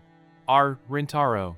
Confusion completely filled her face. Without explaining himself, Rintaro stepped closer. Chloe, roll up your sleeves. Chloe instantly covered her arms with both hands and stepped back in embarrassment. No way. Rintaro-sama is a pervert. Rintaro sighed. Just roll up your sleeves and show me your arms. Still looking confused, Chloe slowly rolled up the sleeves of her maid uniform. The moment the cloth slid upward, countless wounds, bruises, cuts, and bandages covering both of her arms were finally exposed. Fresh injuries overlapped older ones, revealing just how much pain she had been hiding every single day without saying a word. Rintaro quietly looked at the injuries for a long moment before confirming what he had already suspected. The result of her trial had nothing to do with her cleaning, cooking, or hard work. She had failed because she had continued forcing herself to work while hiding injuries that should never have been ignored. Necrogolems. They are created by using the remaining bones and scraps of clothing left behind by the dead, then giving them flesh made from the earth to form undead dolls. Isn't that right? Rintaro asked as he looked directly at Chloe. She nodded quietly. You seem to know quite a lot about them. Rintaro continued, to make enough potions for this many necrogolems, you would have needed to use a tremendous amount of your own blood. You seemed exhausted these past few days, so I did a little research to calculate exactly how much blood it would take to create all 30 of them. His expression grew more serious. If I hadn't figured this out and had continued ordering you to make these every single day, would you have obeyed me anyway? Chloe lowered her head before softly replying, that was my plan. Rintaro immediately frowned. Don't say such ridiculous things. There's no way I could ever hire someone who's so willing to destroy her own body. Chloe's eyes began to water as she desperately tried to explain herself. It may not have been possible forever, but I was prepared to risk my life if it meant being useful to you. Before she could say anything else, her strength finally gave out. You shouldn't even be standing right now, Rintaro said as Chloe suddenly collapsed into his arms. Chloe, just look at yourself. This is exactly what I was worried about. He carefully carried her to the couch and let her rest. After some time, Chloe slowly opened her eyes. Are you awake? Rintaro asked gently. Can you stand? Rintaro-sama. You probably aren't in any condition to eat a full meal yet, but... Before he could finish, a wonderful aroma drifted through the room. Chloe's eyes widened. What is that amazing smell? Rintaro smiled faintly. Guess you're feeling better already. He placed a plate in front of her. This is a dish from my homeland called gyoza. It's similar to pierogi. The filling is made with liver and spinach, then wrapped and pan-fried. Eat it. It'll help replenish the iron you've lost from all the blood you've been using. Chloe carefully picked one up and took a bite. The moment she tasted it, her cheeks flushed and tears began streaming down her face. Rintaro looked at her in surprise. What's wrong? She wiped her eyes while smiling through her tears. It's delicious. This is exactly what my body needed. She slowly looked down before revealing the feelings she had been carrying for so long. I'd never had a place that I could truly call home. I was found alone in the forest and spent my life being moved from one institution to another. Eventually, I was taken into a large mansion where they trained me to become a maid, but the moment they learned I was a necromancer, they threw me out too. Someone like me, who can hear the voices of the dead and summon the undead, has never had a place where they belonged. But Rintaro-sama, even after learning what I really am, you welcomed me into your home. You gave me a warm bed, delicious meals, and treated me kindly. I was happier than I've ever been before. That's why I wanted to become useful to you. I wanted you to think I deserved to stay here. If sacrificing my own body was the price for that, then I didn't care. Rintaro quietly listened before speaking. I already told you before. I only hire people based on their merit. Chloe smiled weakly. That's true. For now, get some proper sleep. We'll talk about everything else tomorrow morning. As he turned to leave the room, Chloe softly called out to him one last time. Rintaro-sama. He looked back. What is it? Thank you. For the food. It was extremely delicious. Rintaro gave a small nod. Yeah. You're welcome. The following morning, Rintaro walked to Chloe's room only to find it completely empty. She left, without saying a single word. What a selfish girl, he muttered to himself. Looking at the breakfast he had prepared, he sighed. I guess I made too much. Sitting alone at the dining table, the mansion felt strangely quiet. Without Chloe's cheerful voice filling every corner of the house, everything seemed calm once again. I suppose this peaceful life suits me better after all. But despite trying to convince himself, another thought quickly crossed his mind. She left. But does she even have anywhere to go?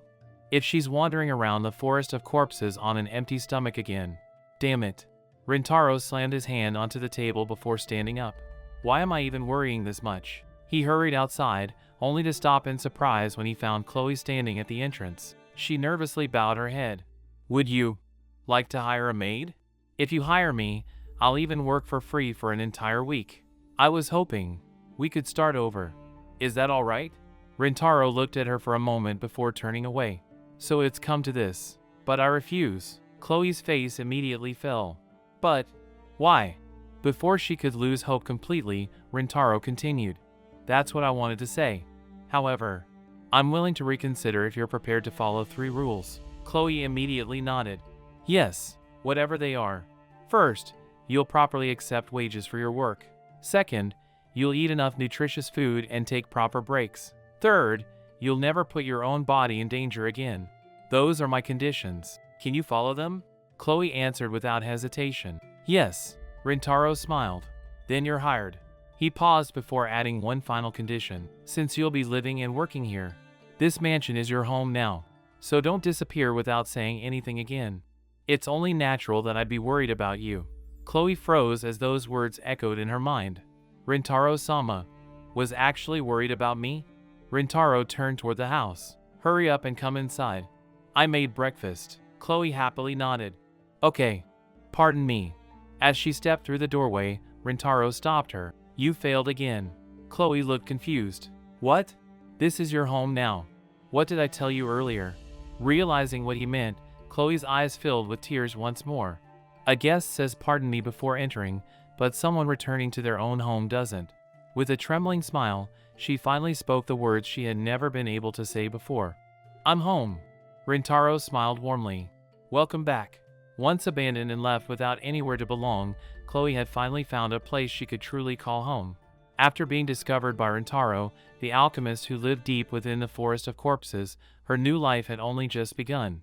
Strange and mysterious things were bound to happen in a place like this, and from now on, it would be Chloe's job as the mansion's maid to take care of her unusual new home. As she smiled to herself, she couldn't help imagining Rintaro suddenly saying, "Stupid girl. I told you I hire people based on merit," before pulling out some ridiculous cream mask just to scare me. A loud explosion suddenly echoed throughout the entire mansion. Boom! Chloe immediately dropped what she was doing and ran toward the source of the sound. Rintaro? Are you alright? As she rushed into the kitchen, she found Rintaro sitting on the floor surrounded by smoke with a look of complete despair on his face. Damn it. That wasn't supposed to happen. Another failure. Chloe looked at the black lump sitting on the plate with a disgusted expression. Gross. What exactly is that? Rintaro let out a defeated sigh. 5 minutes ago. That was what you would call a potato. Chloe stared at him in disbelief. What? So our butter potato snack has turned into charcoal? Theoretically, it shouldn't have ended up like this. Adjusting the temperature is much more difficult than I expected, Rintaro explained while scratching his head. Chloe then noticed a strange machine sitting beside him. What is that thing? This is my Alchemian induction cooker, also known as the Rinchin. Rinchin? One of the many byproducts of my alchemy research is something called the electromagnetic stone. One of its unique properties is that when it comes into contact with water, the vibrations inside the stone generate heat. This revolutionary kitchen appliance uses that phenomenon to heat cookware from the inside instead of using fire. That is, assuming it's actually completed, he admitted with another sigh. Chloe folded her arms. You're using an unfinished experimental device to cook our meals? Rintaro lowered his head in defeat. And that was also the last potato from our field. I guess I'll have to head into town to buy more supplies. Chloe immediately smiled. I'll go instead. I'll make sure to buy plenty of potatoes too, so don't worry. Please, just cook them normally this time, okay? As Rintaro walked toward the front door, someone suddenly appeared outside. The moment he opened it, a cheerful voice rang out. Yoo-hoo! Rintaro! Rintaro's face instantly darkened. I'll be back this evening, Chloe. I'm leaving the house to you. And whatever you do, don't let this guy inside. What? That's so mean, Rintaro. I came all the way here to visit my good friend. Chloe looked at the energetic visitor before smiling. Oh, so Rintaro-sama actually has friends after all. Cut it out. There's no way I'd ever call this guy my friend, Rintaro replied without hesitation. Leon dramatically placed a hand over his chest. That's no way to treat someone who traveled all the way here just to see you. You're so ungrateful. Chloe couldn't help thinking that Rintaro really did have a habit of pushing away people who cared about him, just like he had done with Clarice before. Leon turned toward Chloe with a warm smile. You're saying all the right things, Miss Maid. Chloe politely bowed. I'm Chloe, the maid of this mansion. Nice to meet you. Leon smiled back. Nice to meet you too. I'm Leon. Rintaro finally sighed in defeat. Fine. I get it. Just come inside already. Turning back to Chloe, he said, Chloe, could I ask you to do the shopping instead? Of course. But before I leave, I should prepare some tea for our guest. This guy can make it himself, so don't bother." "What?" Leon protested dramatically before grinning. "Serving tea just happens to be one of my specialties." Chloe looked between the two of them. "Is that really okay? Since it's been a while since you've gone into town, please be careful not to let anyone recognize you," Rintaro reminded her. Then he looked toward Lance. "Are you listening too, Lance?" The skeleton knight silently nodded before accompanying Chloe into town. As they walked through the forest, Chloe quietly thought to herself, "Leon. Was that his name? He came all the way through the forest of corpses by himself. This may sound rude, but he doesn't look particularly strong." Back at the mansion, Leon elegantly poured freshly brewed tea into 2 cups before taking a sip. "What a wonderful aroma. You're using some very high-quality tea leaves." Rintaro remained expressionless. "So? I highly doubt you traveled all the way here just to compliment my tea." Leon smiled knowingly. "Third Prince Leonard.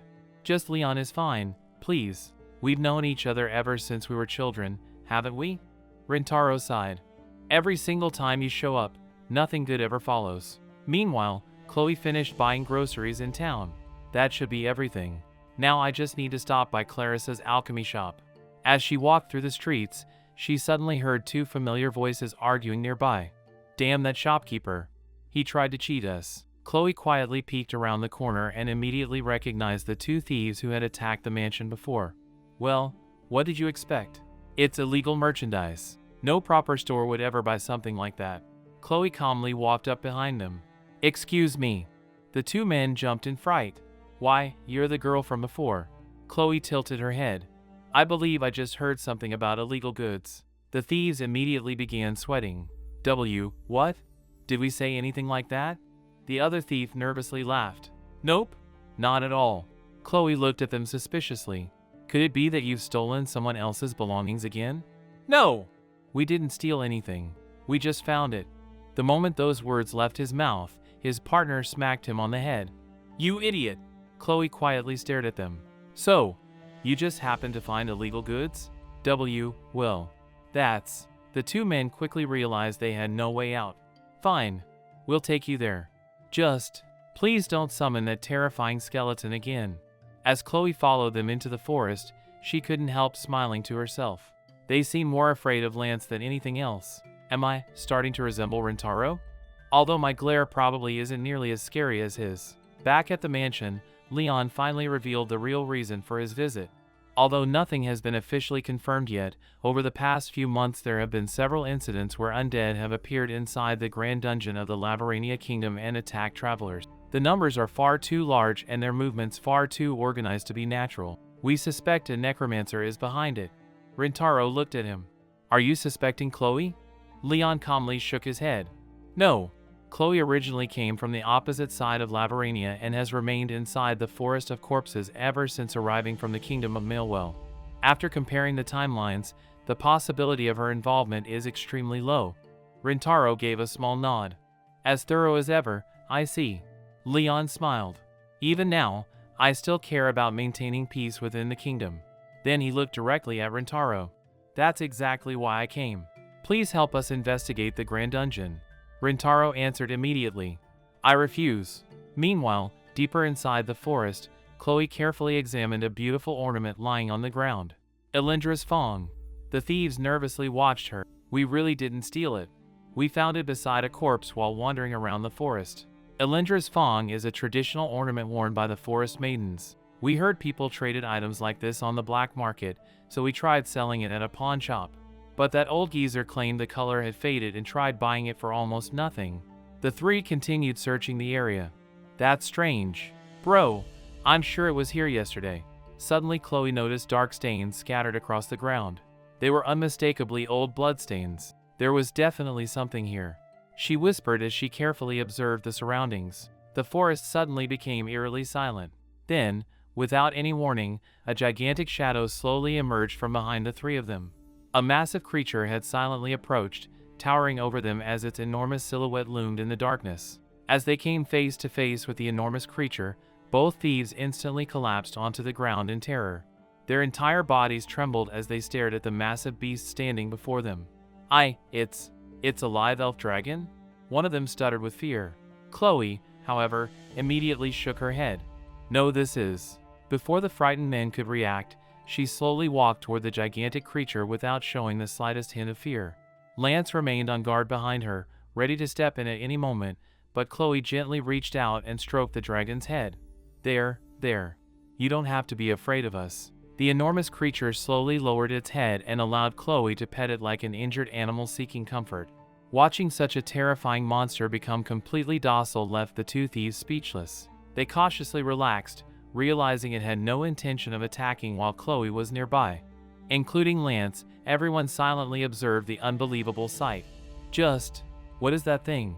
One of the thieves whispered. Chloe carefully examined the creature's body before speaking. It looks like it's been turned into an undead. She gently inspected the wounds covering its body.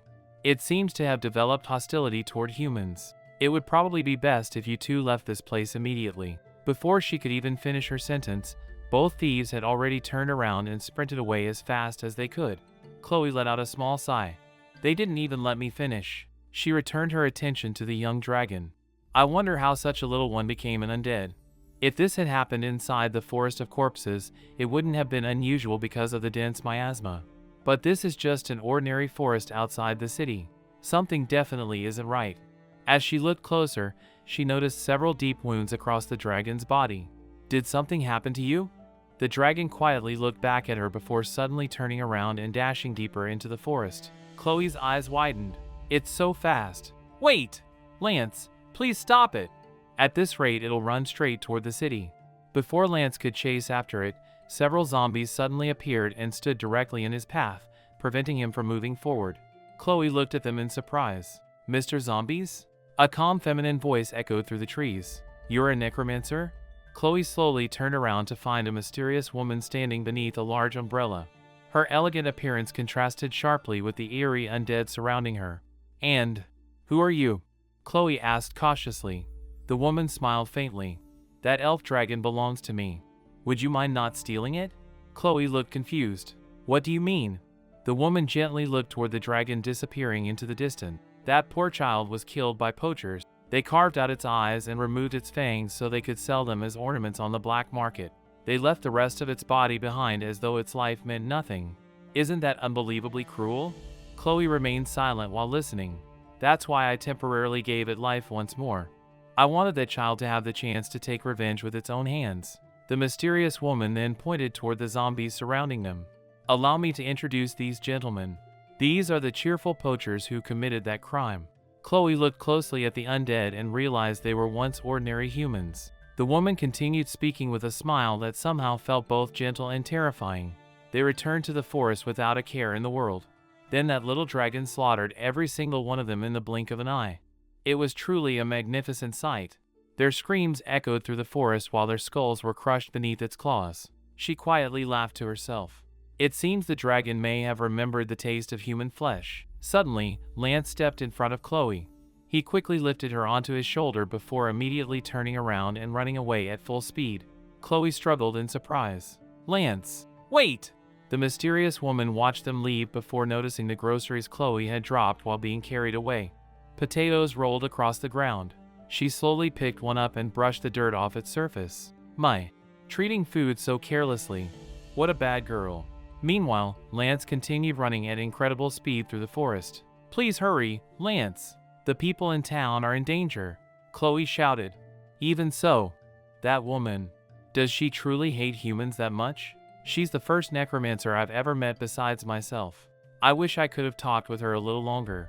At the same time, the undead elf dragon had already reached the outskirts of the city.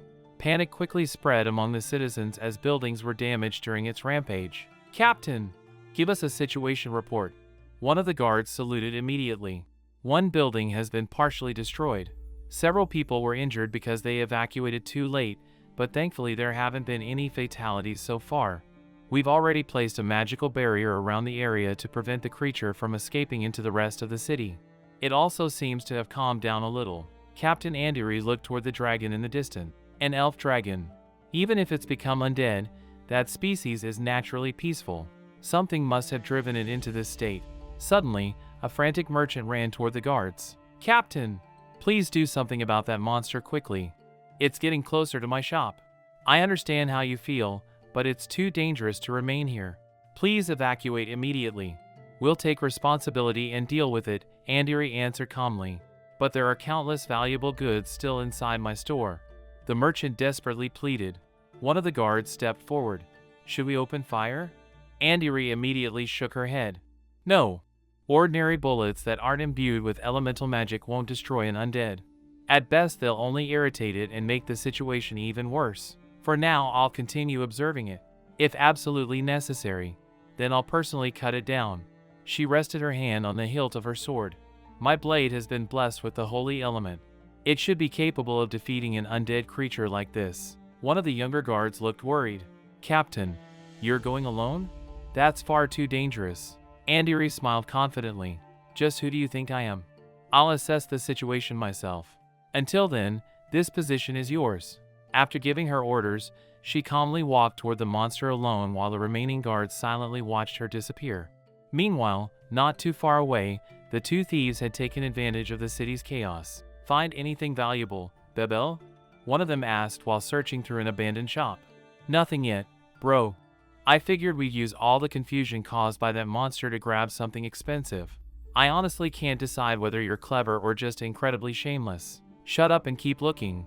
As they searched every corner of the building, they found nothing except empty crates and dusty shelves. Wait, isn't this strange?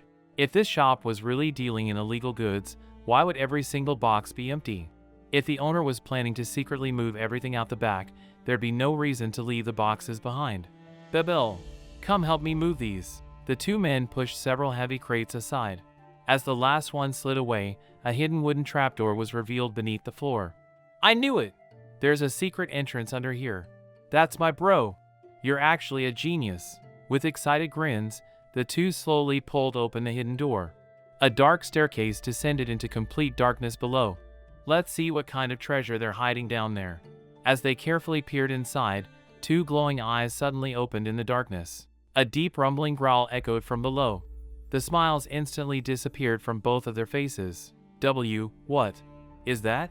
The two thieves cautiously descended into the hidden underground chamber, expecting to find piles of expensive treasures waiting for them. As their eyes adjusted to the darkness, they suddenly froze in disbelief. Locked inside a massive iron cage was another creature. Bro, this is incredible. So this is what that old man was hiding beneath the shop all along. The smaller thief slowly stepped closer, unable to believe what he was seeing. It's an earth elf dragon cub. It's still alive. They exchanged excited looks. If dragons can still give birth, then a living earth elf dragon cub would sell for an unbelievable amount on the black market. We'd be rich. Just as greed began to consume their thoughts, a deafening crash echoed from above. The entire underground chamber shook violently, causing dust and pieces of wood to rain down from the ceiling. Bro! What was that? Hurry! Let's see what's happening. Above ground, chaos had completely engulfed the town. The undead earth elf dragon had slammed into the shop with tremendous force, sending wooden beams and stone walls flying in every direction. The shopkeeper watched helplessly as his building crumbled before his eyes. My store. My precious store. Why would it suddenly attack here? Captain Andiri immediately stepped forward with her sword drawn. Everyone fall back. Clear the area immediately. Before she could charge toward the raging dragon, a familiar skeleton knight suddenly descended from above and landed directly between her and the monster. With one swift movement, Lance swung his sword, forcing the dragon to halt its advance without delivering a fatal blow. Andiri immediately recognized the skeleton warrior. That's Lance? Before anyone could react further, Chloe hurried over and stood beside her loyal knight. Miss Captain, sorry to keep you waiting. Please leave the rest to us. Andiri looked at the young girl in disbelief. Hold on! Do you understand how dangerous this creature is? Chloe simply smiled with quiet confidence before walking toward the enormous undead dragon. Around them, the city guards watched nervously. Captain, shouldn't we stop her? One of them asked in panic. Andiri slowly lowered her sword. No, let's see what happens. Somehow, I feel like she knows exactly what she's doing. Chloe gently raised her hand toward Lance. Lance, please stand down. The skeleton knight obediently lowered his weapon and stepped aside. The massive dragon let out a deafening roar that echoed throughout the entire town. Despite the terrifying sound, Chloe continued walking toward it without showing even the slightest fear. She looked directly into its eyes before firmly speaking to it like a child that had misbehaved. You can't go around destroying the town. No. Bad. The dragon blinked in surprise. The surrounding guards stared in complete confusion. Wait a second. Did she just scold an undead dragon? For several tense moments, nobody dared to breathe. Then, unbelievably, the dragon slowly lowered its head and became completely calm. A wave of relief spread through the crowd as everyone realized the monster had stopped attacking. Who are these people? One of the guards whispered. Chloe carefully observed the dragon's movements. Instead of looking angry, it seemed desperate. The creature repeatedly turned its head toward the damaged shop before looking back at Chloe, almost as though it was trying to communicate something important. Chloe narrowed her eyes. Is there something inside that building? Before she could investigate further, another tremendous explosion echoed through the area. Bang! Boom! Everyone instinctively turned toward the sound. Standing amidst the cloud of dust was Rintaro, who had arrived at the scene carrying his usual calm expression despite the chaos surrounding him. He glanced around at the destroyed buildings before fixing his eyes on Chloe. Are you done with the shopping yet? He shouted, sounding more annoyed than concerned. Chloe immediately straightened up in embarrassment. Meanwhile, beneath the destroyed shop, the two thieves remained hidden inside the underground storage room. Looks like it finally calmed down up there, bro. We hid just in time. But what the heck happened outside? The other thief quickly looked toward the caged dragon cub. Forget about that. This is our chance. Let's grab the cage and get out before anyone notices us. The first thief frowned as he looked at the heavy iron cage. How are we supposed to carry something this big? The other thief grinned greedily. Who cares? This little thing is worth a fortune. We'll figure something out. As they prepared to move the cage, both of them suddenly noticed something strange. Huh? What happened? The ceiling. It's gone. They slowly looked upward in complete shock. The underground hideout was no longer underground at all. The entire floor above them had disappeared, leaving the secret chamber completely exposed to the sky. Standing at the edge of the opening were Rintaro, Chloe, Lance, and several others looking directly down at them. The thieves felt every drop of blood drain from their faces as Rintaro calmly looked down and sighed. You two again? The two thieves stood frozen in place, their faces turning pale the moment they found themselves staring directly at Rintaro, Chloe, and everyone else gathered above them. Before either of them could think of an excuse, Rintaro calmly looked around at the collapsed building and spoke as though it were the most ordinary thing in the world. Before the entire ceiling collapsed, I transmuted everything above this underground room into an extremely lightweight material. Right now, this entire building is nothing more than oversized papercraft. The thieves looked around in disbelief. The walls, the broken roof, and even the scattered debris that should have crushed them had become so light that they barely weighed anything at all. At that moment, the cage door finally broke open, allowing the frightened earth elf dragon cub to stumble outside. The little dragon immediately ran toward the large undead dragon waiting nearby. The massive creature gently lowered its head and affectionately rubbed its face against the young cub, carefully comforting it as though reassuring its frightened child that everything would be all right. Watching the reunion, even the city guards quietly lowered their weapons. Taking advantage of everyone's attention being elsewhere, the two thieves slowly began sneaking away one careful step at a time, hoping nobody would notice their escape. However, before they managed to get very far, something unexpected happened. The large undead dragon suddenly stopped moving altogether. Its body began trembling before slowly collapsing to the ground. One by one, the flesh that had been held together by necromancy crumbled away until nothing remained except a pile of lifeless bones. The little dragon let out a sorrowful cry as it nudged the skeletal remains of its parent, refusing to believe it was truly gone. Chloe quietly lowered her head. It seems it was only trying to save its child until the very end. Even after death, lingering emotions can sometimes become strong enough to move the undead. A parent's desire to protect its child remained even after its life had already ended. Rintaro folded his arms as he looked around the destroyed area. Setting that aside, I was wondering what all this commotion was about. Instead, I arrive here and somehow find you standing right in the middle of it again. Before Chloe could answer, Leon casually leaned against Rintaro with a teasing smile. Honestly, Rintaro wouldn't stop complaining the entire way here about how late Chloe was taking with the shopping. Rintaro immediately pushed him away. Would you just shut up already? Before their conversation could continue, the furious shop owner stormed toward them, pointing an accusing finger at Rintaro. You! What have you done to my store? My precious store has been completely destroyed because of you." Rintaro remained perfectly calm. It couldn't be helped. The building was about to collapse anyway. The old man became even more furious. "Quiet! I'll make sure you pay for every last bit of the damage, even if it costs you everything you own." Before the situation could escalate, Leon calmly stepped forward with his usual gentle smile. Now, why don't we all calm down? Besides, perhaps we should simply overlook the damage. After all, you were secretly storing illegal goods underneath your shop, weren't you?" The old man's expression instantly changed. "Who exactly are you?" Leon slowly turned toward him, allowing the shopkeeper to see his face clearly. The man's eyes widened with horror before his entire body began trembling. "Why, Your Highness Leonard." Leon smiled politely. "If the guards decided to conduct a proper search of your establishment, I imagine they'd uncover quite a bit of dirt, wouldn't they?" The old shopkeeper's confidence vanished immediately. Cold sweat covered his face as he desperately bowed over and over again. Please forgive me." Leon simply smiled and glanced behind him. "You'd better leave before that rather frightening captain decides she'd like to ask you a few questions herself." The terrified shopkeeper didn't wait another second. "Please excuse me," he shouted before running away as fast as his legs could carry him. Chloe blinked in surprise. "Your Highness, Leon really is an important person." Nearby, Captain Andiri approached Leon and gave him a respectful nod. "I'll take responsibility for compiling everything that happened here into an official report. Thank you for your assistance today." Leon smiled warmly. "You're as dependable as ever, Andiri." Rintaro stretched his shoulders before turning toward Chloe. "Well then, can we finally head home now?" Captain Andiri nodded gratefully. "Yes, thank you very much for all your help today." Just as everyone prepared to leave, Leon cheerfully clapped his hands together. "Perfect! Then I'll be joining you for dinner tonight, Rintaro."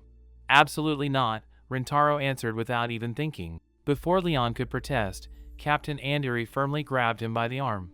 "Unfortunately, Your Highness, all the work you've neglected today has piled up considerably. You're returning to the castle with me." Leon desperately tried to resist as she dragged him away. "Wait! Rintaro! Chloe! Save me!" His voice gradually faded into the distance while Rintaro watched without the slightest intention of helping him. Chloe quietly smiled before looking up at Rintaro. "Rintaro-sama, Leon really is an incredibly important person, isn't he?" Rintaro simply shrugged as though it didn't matter. Chloe then remembered something and lowered her head apologetically. I ended up dropping all the groceries I bought." Rintaro sighed. "You can always buy groceries again." Then his expression softened slightly. "But don't go sticking your nose into dangerous situations like this anymore. You had me worried." Chloe stopped walking for a moment. "I made you worry?" A bright smile naturally spread across her face as warmth filled her heart. Rintaro looked at her in confusion. "Why are you smiling like that? Come on, let's go home." Chloe happily followed after him, her cheeks turning slightly red. "Yes." Meanwhile, from a distant window hidden high above the town, the mysterious umbrella-carrying necromancer quietly watched everything unfold. "They resolved the situation much faster than I expected," she muttered with a disappointed sigh. "How boring. Still, it kept the city guards occupied long enough for me to accomplish what I wanted." A faint smile appeared across her face as she quietly disappeared back into the shadows, leaving behind the unsettling feeling that her true plans had only just begun. Early the next morning, Captain Andiri arrived outside the office of the newly appointed Minister of Defense. After taking a deep breath, she politely knocked on the door before announcing herself. "I'm coming in." "Good morning, Minister Barrow. I've come to submit my report regarding yesterday's monster rampage. I also brought the written reports prepared by Guard Platoon 3, the unit that was assigned to the area." She quietly stepped inside while the minister stood with his back turned toward her, silently looking out the window. Seeing the unusually formal atmosphere, Andiri gave a small smile. "I suppose that's a little too formal between us. Congratulations on becoming the inaugural minister, Robert." As the man slowly turned around to face her, Andiri's smile instantly disappeared. Her eyes widened in horror. Robert, standing before her, was no longer the man she had known. His lifeless eyes, pale skin, and unnatural appearance left no room for doubt. He had already become one of the undead. Before she could even process what she was seeing, the horrifying realization flashed through her mind. That necromancer. She did this. Meanwhile, Back at Rintaro's mansion, life continued as usual despite everything that had happened in town. Chloe carefully took another bite of the buttered potatoes Rintaro had proudly prepared before giving her honest opinion. It's not terrible, but the potatoes are dry and don't really taste very good. Rintaro immediately lowered his shoulders in disappointment. Not good, huh? Chloe smiled awkwardly before reminding him, weren't you supposed to cook them normally this time? Rintaro crossed his arms confidently despite another failure. Constant research is simply the fate of every alchemist. He proudly pointed toward the strange machine sitting beside the stove. This is the alchemical induction cooker, or Rinchin for short. Once I perfect this invention, it'll completely revolutionize the way people cook. Chloe couldn't help laughing a little. Even if that's your real goal, shouldn't you at least pretend it's for the advancement of alchemy? Rintaro ignored the comment and continued thinking out loud.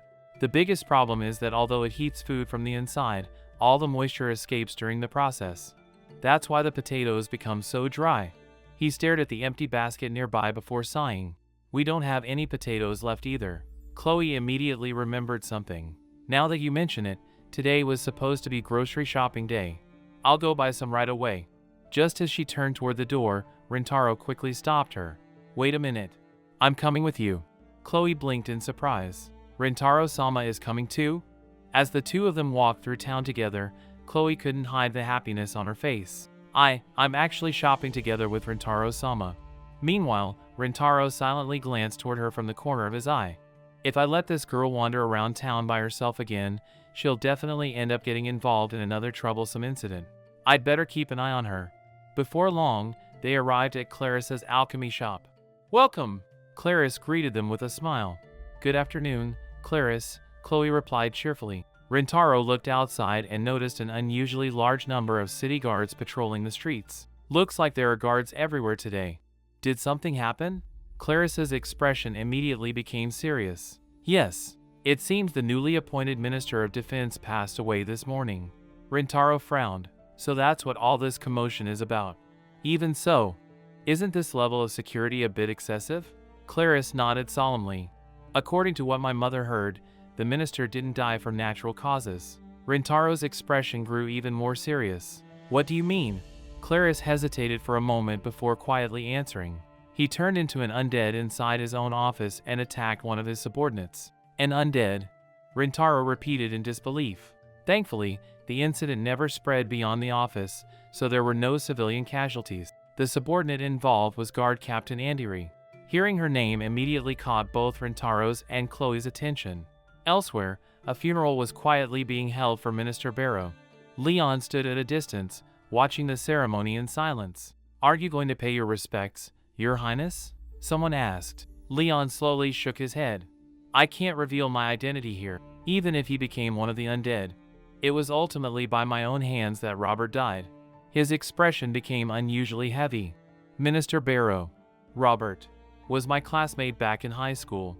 We were reunited after both being appointed to important positions at such a young age. I never imagined things would end like this. At that moment, an elderly woman slowly approached Leon. Your Highness Leonard.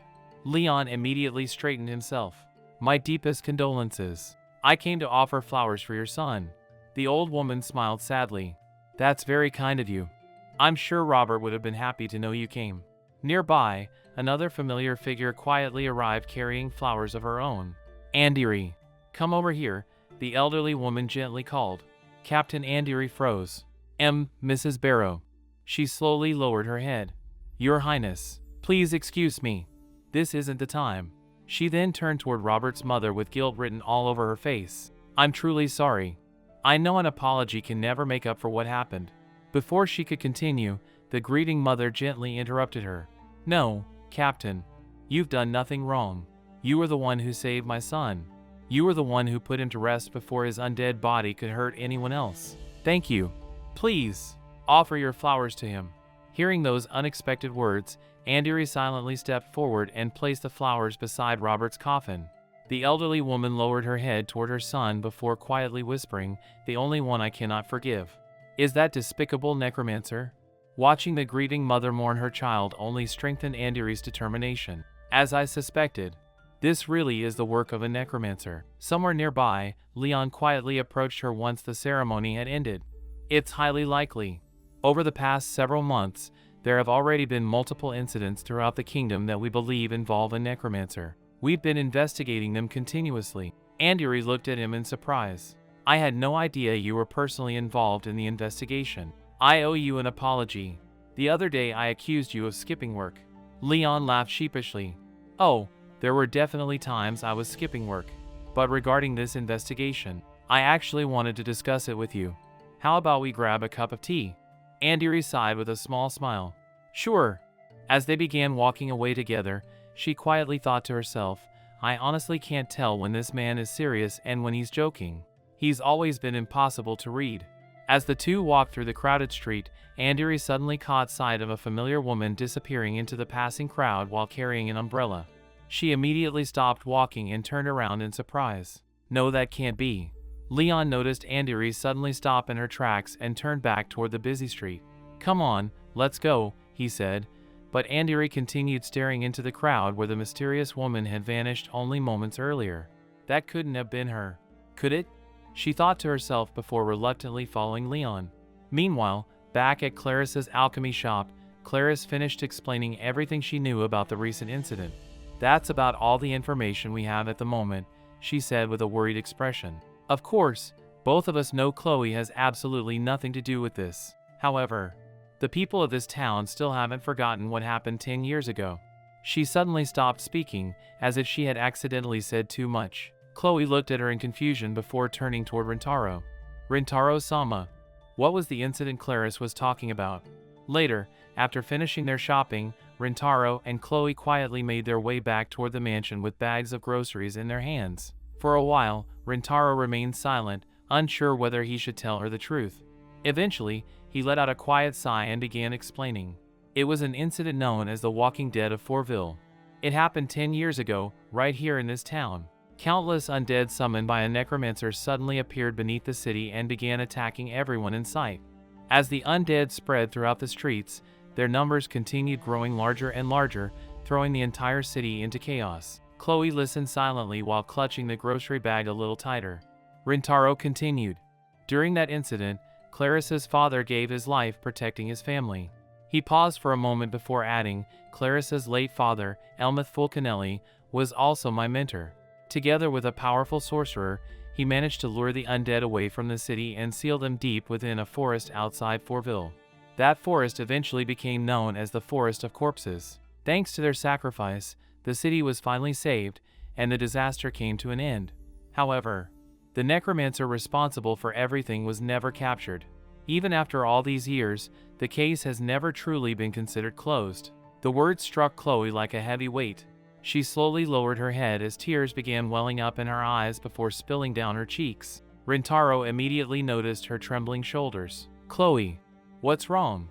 She wiped at her tears, but they refused to stop. It's just hearing everything you've both been through. It's so heartbreaking. You and Clarice suffered because of a necromancer. She looked down at her own hands with guilt written all over her face. It would only be natural for both of you to hate someone like me. Even though I wasn't involved, I'm still a necromancer. Just knowing that people like me caused both of you so much pain. It hurts. Her voice broke as she struggled to continue. I'm so sorry. Rintaro quietly watched her for a moment before gently placing his hand on top of her head. Chloe looked up at him in surprise. You are you, he said calmly. What happened 10 years ago had nothing to do with you. You're not responsible for someone else's crimes simply because you share the same abilities. Even Clarice understands that. The only reason it became a problem before was because I kept your identity a secret from her. He then glanced toward the town behind them. Still, with this new incident involving another necromancer, it's probably best that we continue keeping your identity hidden for now. Chloe slowly nodded while wiping away the remaining tears. Thank you, Rintaro-sama. Just as the atmosphere finally began to settle, several footsteps suddenly approached from behind. Rintaro and Chloe turned around to find two armed city guards standing before them with stern expression. One of them stepped forward and spoke firmly. We are members of the city guard. You'll both be coming with us now. It has been 10 years, hasn't it, Lesket-sensei? How nostalgic, the mysterious necromancer said with a gentle smile as she stood before the woman. Lesket's eyes widened in disbelief, and she instinctively took a step backward. How? Weren't you supposed to be? The mysterious woman tilted her head innocently. Supposed to be what? Dead? Before she could finish her sentence, Lescat immediately turned around and ran. The necromancer watched her disappear with an amused smile. Running away? How cruel. You really hurt my feelings, you know. But it's not as though I'm going to let you leave. With a graceful wave of her hand, she summoned a ghostly creature that silently floated toward her. Lillian. It's dinner time. The eerie spirit happily crawled onto her shoulder as the mysterious woman quietly disappeared into the darkness. Meanwhile, back at the city guard headquarters, Rintaro sat impatiently with his arms folded while Chloe quietly waited beside him. After glancing at the sky outside, he let out a tired sigh. It's almost dinner time. Exactly how much longer are we supposed to stay here before we're allowed to go home? One of the guards politely answered, under Captain Andiri's orders, you'll both remain here for the time being. Rintaro frowned. Then let me speak with the captain. I'm afraid that's impossible. Captain Andiri is currently out on official business. Until she returns, you'll have to remain here and wait. Before Rintaro could complain any further, a female guard approached carrying a tray. Jean, could you help me for a moment? She called to another guard before walking over to Chloe. I apologize for keeping you here, but this arrangement is actually for your own protection. Chloe looked surprised. For my sake? The guard nodded sympathetically. Rumors are spreading throughout town that the person responsible for Minister Barrow's death is a necromancer. Everyone is frightened right now, and people are desperately searching for someone to blame. Captain Andiri was worried that you might become a victim if those rumors continued to spread. That's why she ordered us to keep you here until things calm down. Chloe lowered her head gratefully. I understand now. Thank you so much for looking out for me. The guard smiled warmly. Besides, if another attack involving the undead happens while you're here with us, it'll immediately prove that you weren't responsible. Rintaro quietly glanced out the window. Even so, the day is almost over. My stomach has been growling for quite a while now. The female guard gave an embarrassed smile. My apologies. I'll prepare dinner for both of you right away. A short while later, she returned carrying their meal. Rintaro stared silently at the tray before him. What is this? This isn't dinner. It's animal feed. Chloe's face instantly turned bright red with embarrassment. The nearby guards awkwardly looked away. Please don't say that. That's exactly the same food we eat every day. Rintaro sighed before calmly placing the tray aside. Humans never know when they'll eat their final meal. If someone were to die after eating this, wouldn't it be sad if the very last memory they carried into the next world was thinking that final meal tasted terrible? The guards exchanged helpless looks. Even if you say that, there's not much we can do. Rintaro suddenly stood up. Chloe, help me out. I'm borrowing your kitchen. Chloe's eyes immediately lit up. Yes. As soon as they entered the kitchen, Rintaro quickly looked around the shelves. Do you have any soup stock? One of the guards nodded. We have chicken stock, if that's all right. Perfect. Chloe, boil some eggs while I prepare everything else. Also saute some chopped cabbage and carrots. Roger. Chloe cheerfully replied before getting to work. Rintaro opened the grocery bag they had purchased earlier. The things we bought from Clarice's shop are still here, right? Chloe nodded. Yes, but there isn't really anything suitable for cooking. Rintaro reached into the bag and pulled out a small packet. There is baking soda. Remember when I used this while making konjac before? Add a little to boiling water, then put the pasta in. It'll start bubbling violently, so keep an eye on the heat. Once it's finished cooking, immediately rinse it under cold running water. Chloe carefully followed every instruction. After a few moments, she looked down in surprise. Huh. The noodles are much yellower than ordinary pasta. Rintaro smiled slightly. Exactly what I wanted. Place the noodles into each bowl, then add the chicken broth. Top them with the sautéed vegetables and the soft-boiled eggs. Finally, after everything was carefully arranged, he placed the finished bowls on the counter. Kurakazu-style vegetable ramen is ready. Chloe stared at the steaming bowls with sparkling eyes. Wow, it smells amazing. The guards eagerly took their first bites before their tired expressions immediately changed into ones of complete satisfaction. Delicious! What was this dish called again? Ramen, Rintaro answered. It's originally a noodle soup from my continent, though this particular version comes from my homeland.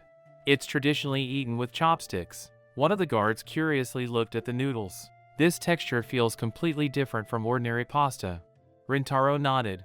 That's because flour and water are mixed with sodium carbonate. By adding baking soda during the cooking process, the chemical reaction changes the texture and flavor of the noodles. Before he could continue explaining every detail, Chloe quickly interrupted him with an awkward smile. "Oh, okay. We understand. That's enough science for today. Thank you." After everyone had eaten, Chloe quietly looked toward Rintaro with a curious expression. "I've actually been wondering about something for quite a while now. Where exactly is your homeland, Rintaro-sama?" Rintaro thought for a moment before answering honestly. "I only remember fragments from when I was very young, so I don't remember much. But after researching old historical records, I believe I most likely came from a country called Yashima. It's located even farther north than the northern continent." Chloe looked genuinely impressed. "Even after all these years, you still remember the food from your homeland so perfectly." Rintaro glanced at her with a teasing look. "You're awfully interested in food yourself for someone saying that." Chloe immediately puffed out her cheeks. "I don't want to hear that from you, Rintaro-sama." Elsewhere in the city, Leon and Captain Andiri continued discussing the investigation while walking together through the quiet streets. After listening to everything, Leon gave a small nod. "Sensei. She was my teacher back in high school.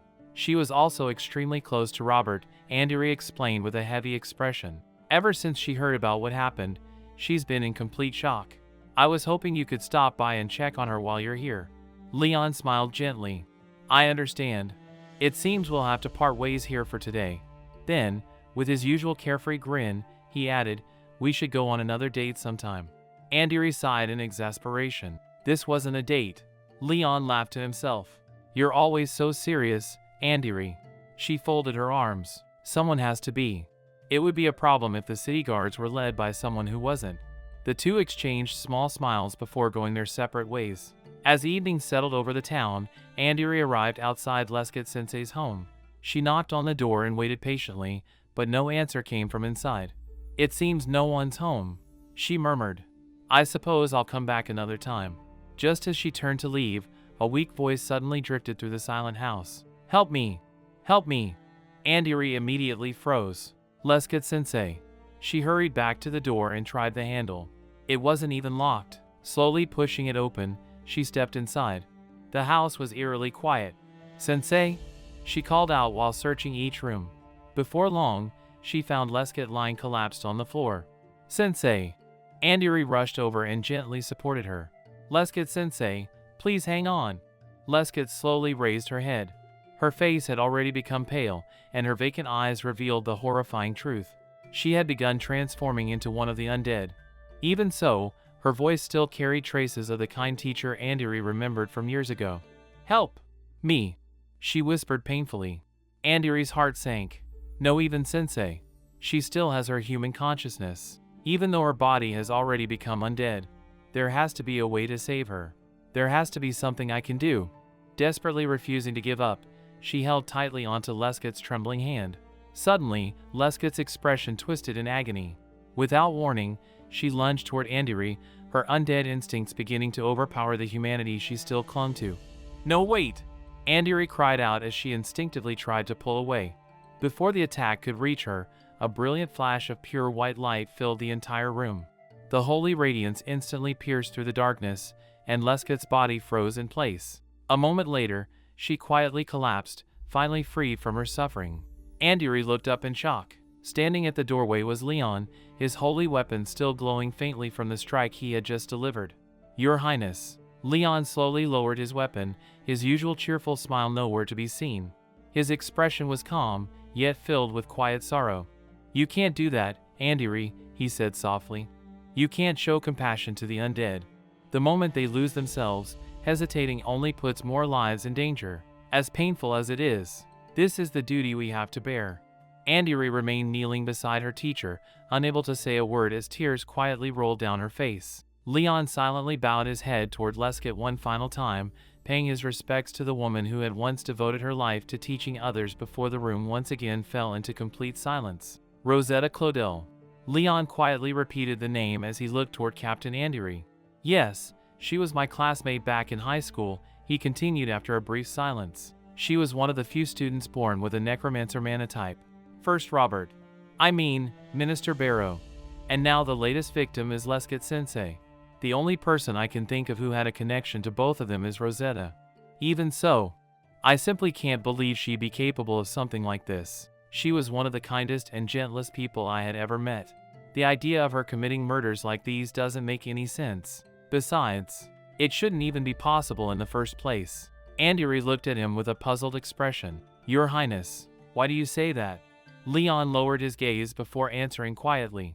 Because Rosetta Claudel died 10 years ago.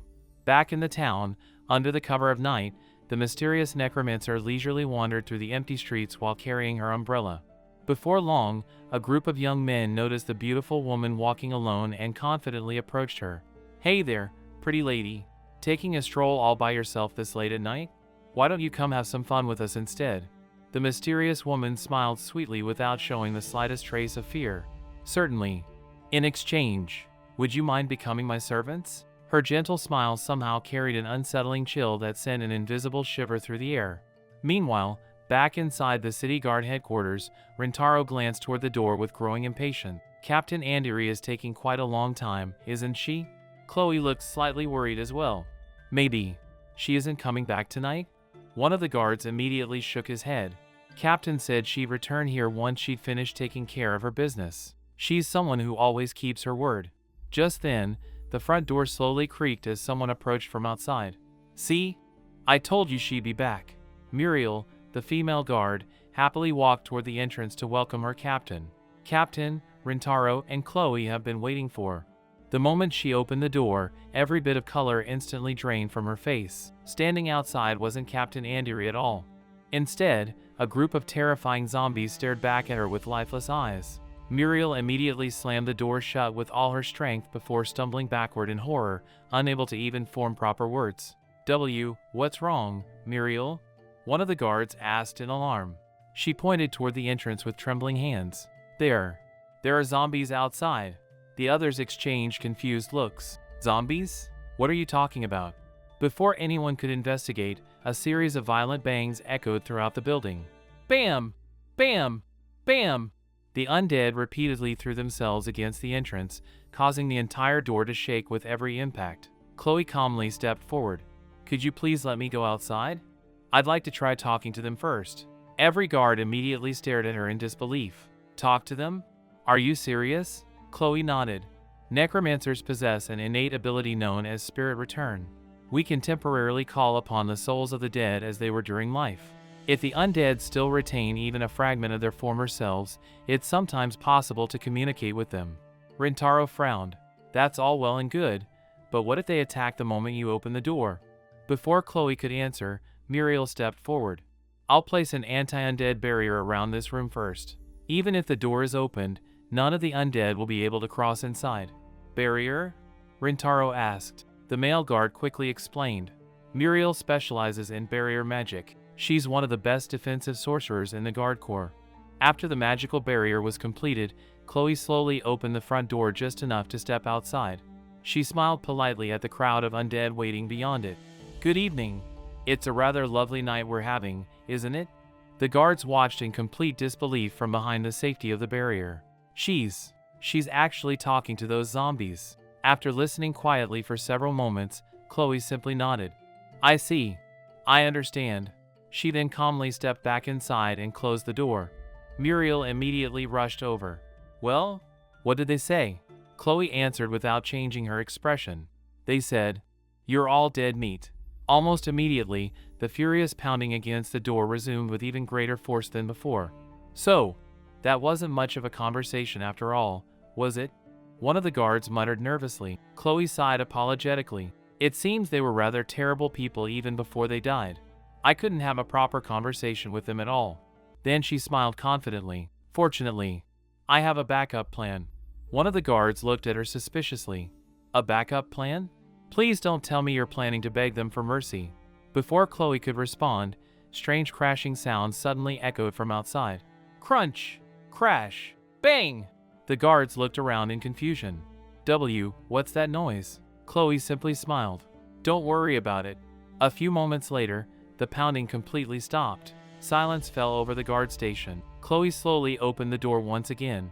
Standing outside was Lance, calmly holding his sword while the bodies of every zombie lay scattered across the ground around him. "Great work, Lance. It looks like you made quite a mess this time, didn't you?" Blood and broken remains covered the entrance. Chloe turned back toward Muriel with an apologetic smile. "Would it be all right if I borrowed some cleaning supplies?" Muriel, still stunned by everything she had just witnessed, quietly pointed toward a corner of the room. "There. Over there." Chloe happily picked up the buckets, mops, and cloths before turning back toward her loyal skeleton knight. "All right, Lance. Let's give it everything we've got and clean this place up. It's time to show everyone just how capable we are." While Chloe busily cleaned the bloodstained entrance alongside Lance, the guards slowly began relaxing now that the immediate danger had passed. Everyone believed the worst was finally over. Then Rintaro suddenly noticed something unusual. His eyes narrowed as he stared at the floor. The entire entrance was gradually becoming covered in water. "Chloe, get back here!" he shouted without warning. Chloe immediately turned around in confusion. "What?" Before anyone could react, the puddles scattered across the floor suddenly began moving on their own. The water gathered together into one place, twisting and expanding until it formed the shape of a gigantic transparent creature. "What is that?" one of the guards cried out in horror. In an instant, the monster lunged forward and slammed directly into Lance. The skeleton knight barely had time to raise his sword before being swallowed by the watery mass. "Lance!" Chloe screamed. Rintaro's expression instantly became serious. "It's a ghost slime. An undead that fuses itself with water and uses it as a body." Everyone watched helplessly as Lance's skeletal body slowly faded away until it completely disappeared. "The skeleton vanished?" one of the guards whispered in disbelief. Chloe quickly realized what had happened. "That undead absorbs mana. Lance can only maintain his physical form because I'm constantly supplying him with mana. If it keeps draining that mana." "Damn it!" Before she could finish speaking, one of the guards immediately fired his gun at the ghost slime. The enchanted bullet shot straight through its body, creating nothing more than a brief ripple before the slime returned to its original shape without suffering any damage. "No good. It didn't even leave a mark." At the same time, Muriel's barrier began cracking under the pressure of the remaining undead outside. "Jean! The barrier won't hold much longer." Jean desperately looked toward Rintaro. "Do you know anything about this monster? Does it have any weakness at all?" Rintaro closed his eyes for a brief moment, forcing himself to think despite the growing panic around him. "Calm down. I'm thinking. Normally, undead are defeated by either burning them or cutting them apart. But this creature has merged with water. Fire is practically useless, and cutting water accomplishes absolutely nothing." Chloe suddenly remembered their earlier battle. "Then what about freezing it like before?" Rintaro immediately shook his head. "I don't have enough materials here to prepare that much freezing agent. There isn't enough time." Another loud crack echoed through the room as Muriel's barrier weakened further. Sweat rolled down her face as she struggled to maintain it. I can't hold this much longer." Jean gripped his weapon tightly before looking toward Rintaro and Chloe. "Then we'll hold them back somehow. The two of you find an opening and escape while you still can." Chloe immediately shook her head. "No!" "Then both of you would." Jean smiled despite the dangers surrounding them. "Protecting the people is the duty of every city guard. If this is where we fall, then so be it. Besides, thanks to you, my last meal was actually delicious." Hearing those words, Rintaro let out an exasperated sigh. "What are you talking about? You haven't even tasted the main course yet." Every guard turned toward him in confusion. The fear on Rintaro's face had completely disappeared. Instead, a confident smile slowly spread across it as though he had finally reached a solution. "Well then, shall we begin cooking?" As everyone watched in silence, Rintaro slowly removed his gloves one finger at a time. His calm expression made it clear that his counterattack was finally about to begin. Just as Muriel's barrier finally shattered, the ghost slime surged through the doorway like a tidal wave, its transparent body rippling as it searched for its next victim. Muriel's face turned pale with fear. Before the creature could charge any farther, Chloe suddenly shouted, "Hey! Where are you looking?" "We're over here." The slime immediately turned toward Chloe and Rintaro, completely unaware of what was happening behind it. In that brief instant, Jean and the other guards silently moved into position. "Now!" Jean shouted. Suddenly, a bright flash burst through the room as he fired a specially prepared bullet straight into the slime. "Eat this!" The projectile disappeared into the creature's watery body. For a brief moment, nothing happened at all. It It didn't work after all. One of the guards whispered nervously. Jean smirked confidently. Take another look. Fine cracks suddenly spread throughout the slime's body.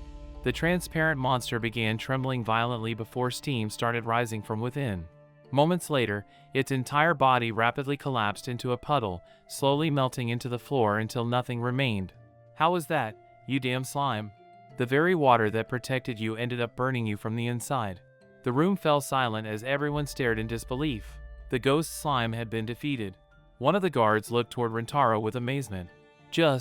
What exactly did you do, Sensei? Rintaro sighed in annoyance. I told you to stop calling me Sensei. He picked up the remaining bullet and held it in his hand. This is a specially designed bullet made using electromagnetic stone. I call it the Rinshin bullet. Chloe immediately frowned. You seriously need to come up with a better name. Ignoring her comment, Rintaro continued explaining. The electromagnetic stone emits a unique wave whenever it comes into contact with water. That reaction causes it to generate heat almost instantly. Since the ghost slime's body was entirely composed of water, we essentially cooked it from the inside. He then pointed toward the positions where everyone had been standing moments earlier. Undead locate humans by sensing their mana. By having all of us spread out and stand in the four corners of the room, we confused its senses for just long enough to stop it from moving. Thanks to Muriel's barrier trapping it inside, it couldn't escape once the bullet activated. Chloe smiled proudly. In other words, mission accomplished. Jean scratched his head awkwardly. I don't know. Somehow it still feels a little unfair that we attacked it from behind. Rintaro folded his arms confidently. We simply used the most underhanded strategy available to defeat our opponent. That's how an alchemist fights. Chloe couldn't help smiling to herself. Is there really such a thing as attacking a slime from the front or the back? Just then, hurried footsteps echoed from outside. Jean! Muriel! Are you alright? Captain Andiri rushed through the doorway before freezing at the sight before her. Everyone was safe, the ghost slime had disappeared, and the room was a complete mess. Thank goodness. You're all alive. Then she looked around in confusion. Wait, what exactly happened here? Elsewhere, hidden within the darkness of the town, the mysterious necromancer quietly watched everything from afar. Beside her rested the tiny remains of the ghost slime. My, Lillian. I only intended for you to give them a little greeting, yet look how cruelly they treated you. You've become so tiny now. She gently picked up the weakened slime and cradled it affectionately in her arms. Don't worry. You'll grow big again soon enough. Looking at the tiny creature, she smiled faintly. Somehow, this reminds me of the very first day we met. Carrying Lillian with her, she quietly disappeared into the darkness as she made her way back toward the forest of corpses. Meanwhile, Rintaro and Chloe finally left the guard headquarters after being released. Chloe stretched her arms as they walked through the peaceful streets beneath the night sky. They finally let us go. It's gotten really late, hasn't it? Rintaro nodded. Well, the guards can now guarantee you weren't involved in the attacks, so I suppose everything worked out in the end. Chloe's stomach suddenly let out an extremely loud growl. She immediately laughed awkwardly. I'm so hungry. Rintaro looked at her with a tired smile. Is your stomach ever actually full? Chloe scratched her cheek sheepishly. Summoning Lance consumes a huge amount of my mana, so I get hungry very quickly afterward. Rintaro teased her. Eating this late at night is going to make you fat, you know. Chloe shook her head confidently. That's impossible. No matter how much I eat, I never gain any weight. Rintaro couldn't help chuckling. Sounds like the kind of trait a certain someone would envy. Chloe sighed softly. It isn't as wonderful as it sounds. My body refuses to grow properly. Even though I'm already 18 years old, I still look like a little kid. Rintaro stopped walking for a moment and stared at her in complete surprise. 18.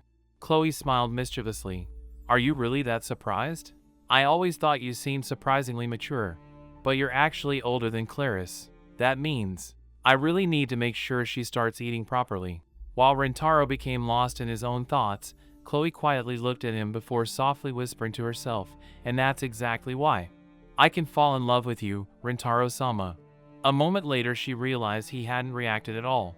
Rintaro, you weren't listening to anything I just said, were you?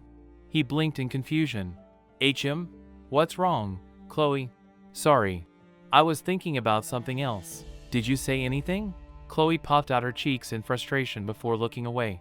It doesn't matter anymore. Then she curiously asked, so, What were you thinking about? Rintaro immediately became excited again. I've been thinking about our fight with that ghost slime.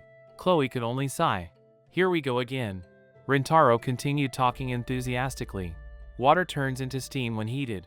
The slime only survived because the steam escaped before enough heat built up. If I could synthesize a special film that traps the steam inside, then I'd finally be able to create the perfect piping hot buttered potato. His eyes sparkled with excitement. The moment we get back, I'm heading straight to the drawing board. Let's go, Chloe. Chloe smiled helplessly. Yes. Elsewhere, late that same night, Leon quietly sat inside his room when he heard a gentle knock against the window. Opening it, he found Kotone waiting outside. You're working hard as always, Kotone, he said with a smile. She respectfully bowed her head. I apologize for disturbing you so late at night, Your Highness. I've completed my investigation regarding Rosetta Claudel. According to every official record, she was indeed declared dead 10 years ago. However, she was reported to have drowned in a bottomless swamp, and because of that, her body was never recovered. Leon's expression immediately became serious. Where is this swamp located? Kotone answered without hesitation. Deep behind the forest of corpses, inside a restricted area that no ordinary citizen is allowed to enter. That's everything in my report. Leon gently patted her on the head. Thank you, Kotone. I really appreciate all your hard work. Kotone immediately blushed with embarrassment. It's simply my job, Your Highness. After respectfully bowing once more, she quietly disappeared into the night. Leon slowly looked toward the distant forest of corpses and silently repeated the name to himself. The forest of corpses. Meanwhile, back inside the mansion hidden deep within that very forest, the mysterious necromancer happily held up a colorful gummy bear in front of the weakened Lillian. Look at this. Doesn't it look delicious? Don't you just want to take one big bite? The tiny slime angrily wobbled in response. The woman giggled softly. Don't worry. She's actually made of flubber, not real food. Mind if I sit here? The girl asked with a gentle smile. Dibley glanced up from where she was quietly eating her lunch beneath the shade of a tree. I guess it's fine, she replied. Thank you. Just Andiri is fine, the girl said as she sat beside her. I just wanted to know what it feels like to get away from all the hustle and bustle of the school building and eat lunch somewhere peaceful. All by myself. I suppose it's just my own selfish desire. After a brief silence, Rosetta lowered her gaze. But if people see you sitting with me, there's no telling what they'll start saying about you. Andiri looked at her curiously. Why? You really don't know? Rosetta asked quietly. It's because my mana type is necromancer. I can animate dead bodies and even speak with the undead. Don't you think that's disgusting? Andiri shook her head without the slightest hesitation. Your abilities don't determine your worth as a person. I don't find them disgusting, and I certainly don't have any reason to avoid you because of them. She smiled warmly before extending her hand. Let's get along from now on, Rosetta Claudel. Rosetta stared silently at the offered hand, unable to hide the surprise in her eyes. This person, she thought, her entire life has always been illuminated by the light, and she'll probably continue walking that bright path forever. The memory faded as the morning sun rose over the forest of corpses. Rosetta slowly opened her eyes and stretched before looking down at the tiny ghost slime resting beside her.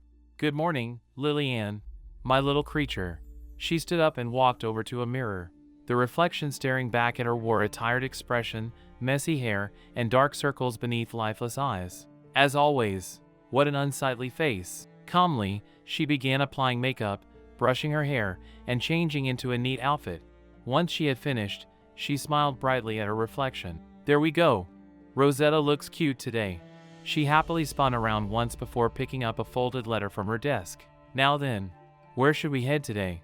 This letter I stole from Lescott Sensei was addressed to several teachers. There are far more familiar names than I expected. She gently stroked Lillian. Looks like I'll be able to feed you until you're completely full, my little creature. At that moment, a voice suddenly echoed from behind her. This is rather surprising. A young lady living all alone in such a large house. Rosetta immediately froze before slowly turning around. Standing behind her was none other than Prince Leon. Your Highness Leonard, she whispered in shock. What are you doing here? Patrolling the forest? Then, almost instinctively, she smiled politely. I'm actually a huge fan of yours. Would it be all right if I asked for a handshake? Leon smiled just as politely and extended his hand. Of course. As soon as their hands touched, Rosetta's expression subtly changed. Thank you very much, she whispered. You may die now. In the next instant, blood splattered across the room. Rosetta staggered backward in agony, staring in complete shock at the arm that had just been severed from her body.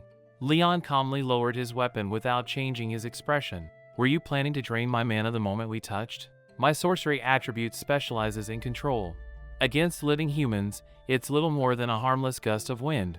But against the undead, it blows them away without leaving a trace. Clutching her bleeding shoulder, Rosetta desperately cried out, "Help me!" Lillian immediately launched herself toward Leon, expanding into a massive watery form that forced him to retreat. While the ghost slime kept Leon occupied, Rosetta stumbled out of the mansion and fled into the forest, desperately clutching the wound where her arm had once been. A few moments later, Khoton rushed into the clearing. Your Highness! Leon calmly brushed himself off. I'm fine. I simply lowered my guard for a moment. I'll pursue her and finish this now. Khoton immediately stepped forward. Please wait. That woman touched Your Highness's hand far too casually. I think we should allow her to wander a little longer. I have a feeling someone else is hiding behind all of this as well. Leon quietly considered her words before lowering his sword. Very well. We'll watch where she leads us. Deep within the forest, Rosetta continued staggering forward while desperately calling out to Lillian with only one arm remaining. Meanwhile, back at the mansion, Chloe cheerfully prepared a basket. Rintaro, I'm going out to feed the wolves and the others. You're unnecessarily thoughtful as always, Rintaro replied with a helpless smile. You could just leave them alone. Chloe gently shook her head. Their stomachs are always empty. Before everything happened 10 years ago, they were ordinary animals living peacefully in this forest. The incident turned them into undead monsters. In a way, they're victims too. Carrying the basket, Chloe wandered through the peaceful forest beneath the warm sunlight. Despite everything happening in the city, the forest itself remained strangely quiet. How peaceful, she murmured with a smile. Even though so many incidents are happening in town, I hope things calm down soon so I can continue living peacefully here with Rintaro. Just the two of us. She immediately blushed bright red. What am I even saying? Suddenly she noticed Lance silently standing behind her. Oh, of course I haven't forgotten about you, Lance. Since Lance and I are practically one and the same, I was counting us together. Why are you making such a scary face? Instead of responding, Lance slowly raised one skeletal finger and pointed towards something deeper within the forest. Chloe followed his gaze. Her smile instantly disappeared. Lying motionless on the ground was Rosetta Claudel. 3 undead wolves surrounded her injured body protectively. Blood stained the grass beneath her, one of her arms was completely missing, and her lifeless eyes remained wide open as though she had collapsed only moments before. It was a peaceful day off for Captain Andiri when a knock suddenly echoed through the front door of her house. As she opened it, she found 2 familiar faces standing outside. It's Jean Girard and Marielle Lalande from Guard Division 3. We apologize for disturbing you on your day off, Captain, Jean said politely as both of them bowed their heads. Andiri looked at them with a puzzled expression. What's wrong? Did something happen? The moment Marielle looked up, her eyes began sparkling with excitement. See, Captain. You're so beautiful. Unlike the stern and dignified captain everyone knew at headquarters, Andiri was dressed in simple feminine clothes while relaxing at home. Slightly embarrassed, she scratched her cheek and smiled awkwardly. My mother insists that I wear girly clothes whenever I'm at home. Honestly, I don't think they suit me very well. Marielle stared at her in complete admiration. Incredible. You're absolutely incredible. From this day forward, I'll follow you for the rest of my life. Andiri couldn't help laughing at her overdramatic reaction. Thank you. But could you tell me what happened? Jean finally stepped forward and handed her a folded letter. It's about the incident involving the late Adele Lescott. Andiri's expression immediately changed. Lescott-sensei. Jean nodded. While going through her belongings, we discovered this unfinished letter addressed to you. It looks like she never had the chance to seal or send it. We thought it would be best to deliver it as soon as possible. Andiri quietly accepted the letter before carefully unfolding it. Written across the top were the words, "To my beloved student, Andiri." Taking a slow breath, she began reading. As we continue mourning the passing of Robert Barrow, there is something I must tell you as captain of the guard. Everything I have hidden for the past 10 years is written in this letter. It concerns Rosetta Claudel. Do you remember what happened 10 years ago? As Andiri continued reading, the memories she had buried deep within her heart slowly resurfaced. 10 years earlier, the city had been filled with panic. Everywhere people gathered, anxious voices echoed through the streets. As all of you are already aware, another citizen was assaulted by an undead monster last night.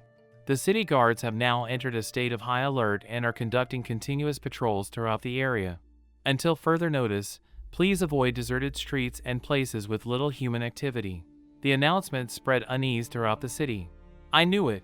It has to be the work of a necromancer, one citizen whispered fearfully. Yeah. My parents said the exact same thing, another replied. But, isn't that Rosetta girl a necromancer too? Is it really safe to just leave someone like her alone? Their fearful whispers drifted through the school grounds, reaching Andiri's ears. She quietly turned toward Rosetta, who was sitting beneath their usual tree. Rosetta, can I eat lunch with you again today? Same place as always? Rosetta didn't even look up. It's not like I care. Do whatever you want. Even though her words sounded cold, Andiri knew Rosetta had already accepted her invitation. She smiled warmly before hurrying away to finish her morning classes. Those were the last words we ever exchanged. Before lunchtime finally arrived, an emergency report suddenly reached the school. Another undead attack had broken out elsewhere in the city. Andiri's father, who served as the former captain of the guard, immediately received orders to respond. Without hesitation, Andiri left school alongside him, unable to keep the promise she had made to Rosetta that morning. She believed they could simply have lunch together the following day. She never imagined there wouldn't be another chance. Soon afterward, disaster struck. A massive horde of undead suddenly appeared throughout the city, throwing the entire population into chaos. The nightmare lasted for 7 horrifying days. Countless innocent people lost their lives during the catastrophe that history would later remember as the Walking Dead of Fauville. When the city finally recovered and the school reopened, a long list of victims had been posted for every student to see. As Andiri slowly scanned the names, her eyes stopped on one in particular. Rosetta Claudel, listed among those who had lost their lives during the incident. Until this very day, Andiri thought sadly, that was everything I believed had happened to Rosetta. I never knew anything beyond that. But what truly happened to her body? The memories inside Lesket's letter continued unfolding. Rosetta Claudel. One afternoon, several city guards suddenly surrounded the young girl. We've received reports that you were seen controlling an undead monster. Is that accusation true? Rosetta instinctively took a small step backward. Did Andiri tell you? She quietly asked. The guards frowned in confusion. What was that? Rosetta immediately lowered her head. Nothing. I don't know what you're talking about. Hidden behind her back, she carefully concealed the tiny creature known as Lillian, hoping nobody would notice it. Unfortunately, one of the guards spotted the movement immediately. Something's hiding back there, isn't it? Move aside and let us see. He reached forward and firmly grabbed Rosetta by the arm. Stop it! Rosetta cried as she desperately tried to pull away. The moment the guard grabbed Rosetta's arm, the tiny creature hidden behind her suddenly sprang into action. Lillian leaped through the air and splashed herself directly onto Robert's body, wrapping around him like living water. Robert cried out in shock as the ghost slime immediately began draining his mana. Lillian, stop!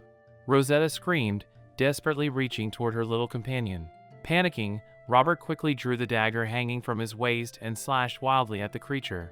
The blade cut straight through Lillian's watery body, forcing the slime to release him before falling helplessly toward the edge of the nearby lake.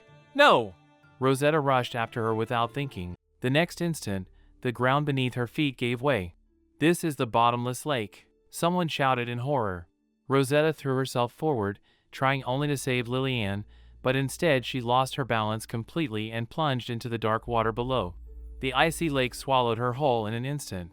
She struggled desperately as she sank deeper and deeper into the endless darkness, reaching toward the faint light above while bubbles escaped from her mouth. At that very moment, Lesket Sensei and several others arrived after hearing the commotion. What's happening here? She demanded. One of the guards hurriedly tried to explain. Something terrible happened, Sensei. It wasn't Robert's fault. Claudel had an undead creature with her and... Claudel, Lesket whispered. She immediately looked toward the lake. All that remained on the surface were widening ripples and a trail of bubbles disappearing into the depths. Her face turned completely pale. What have you done? The guard stood frozen in silence, unable to answer. Lescott slowly closed her eyes before taking a deep breath. Return to your classrooms, all of you. I'll handle everything from here. Then she looked directly at Robert. Let's leave this place. Robert silently followed her, still trembling from what had just happened. One by one, the guards and students left until the lakeside became completely quiet. Lescott remained standing there alone, staring at the still water. This is just an unfortunate accident, she whispered to herself, desperately trying to convince her own heart. Robert was the son of an up-and-coming politician. If word of this incident spread, his future would be ruined before it had even begun. I couldn't allow his life to be stained by this, but the one I failed to protect was. Suddenly, the calm surface of the lake violently rippled. A pale hand slowly emerged from the water before grabbing tightly onto Lescott's ankle. Help me! Rosetta's weak, trembling voice echoed through the silent forest. Lescott looked down in absolute terror. Rosetta's face slowly surfaced from the dark water, her expression filled with desperation as she struggled to stay afloat. Help! Me! Please! For a single moment, Lescott hesitated. Fear, guilt, and panic overwhelmed her heart. And no! She screamed. Get away from me! Acting purely out of fear, she violently kicked Rosetta's hand away. Rosetta lost her grip and slipped back beneath the surface. The water closed over her once again as she silently disappeared into the darkness below. Lescott stood frozen, watching helplessly as the final bubbles rose to the surface before everything became still. She never reached out again. Back in the present, Andiri's hands trembled as she continued reading the letter. I know it is far too late to beg for forgiveness. Even so, I wanted to confess this sin before my death. I believe I deserve to be punished for what I did that day. The letter ended there. Elsewhere, deep within endless darkness, a faint voice echoed over and over. It hurts. It hurts. It hurts. I hate it. It hurts so much. From the moment I was born until the moment I died. My entire life was swallowed by darkness, while all of you continued living beneath the light. I wish for you to suffer just as I had suffered. Then, a sudden warmth spread through the darkness. Rosetta's eyes slowly opened. She looked around in complete confusion. Where am I? What happened to me? She slowly raised her trembling hands, unable to understand what had become of her as the darkness around her stretched endlessly in every direction.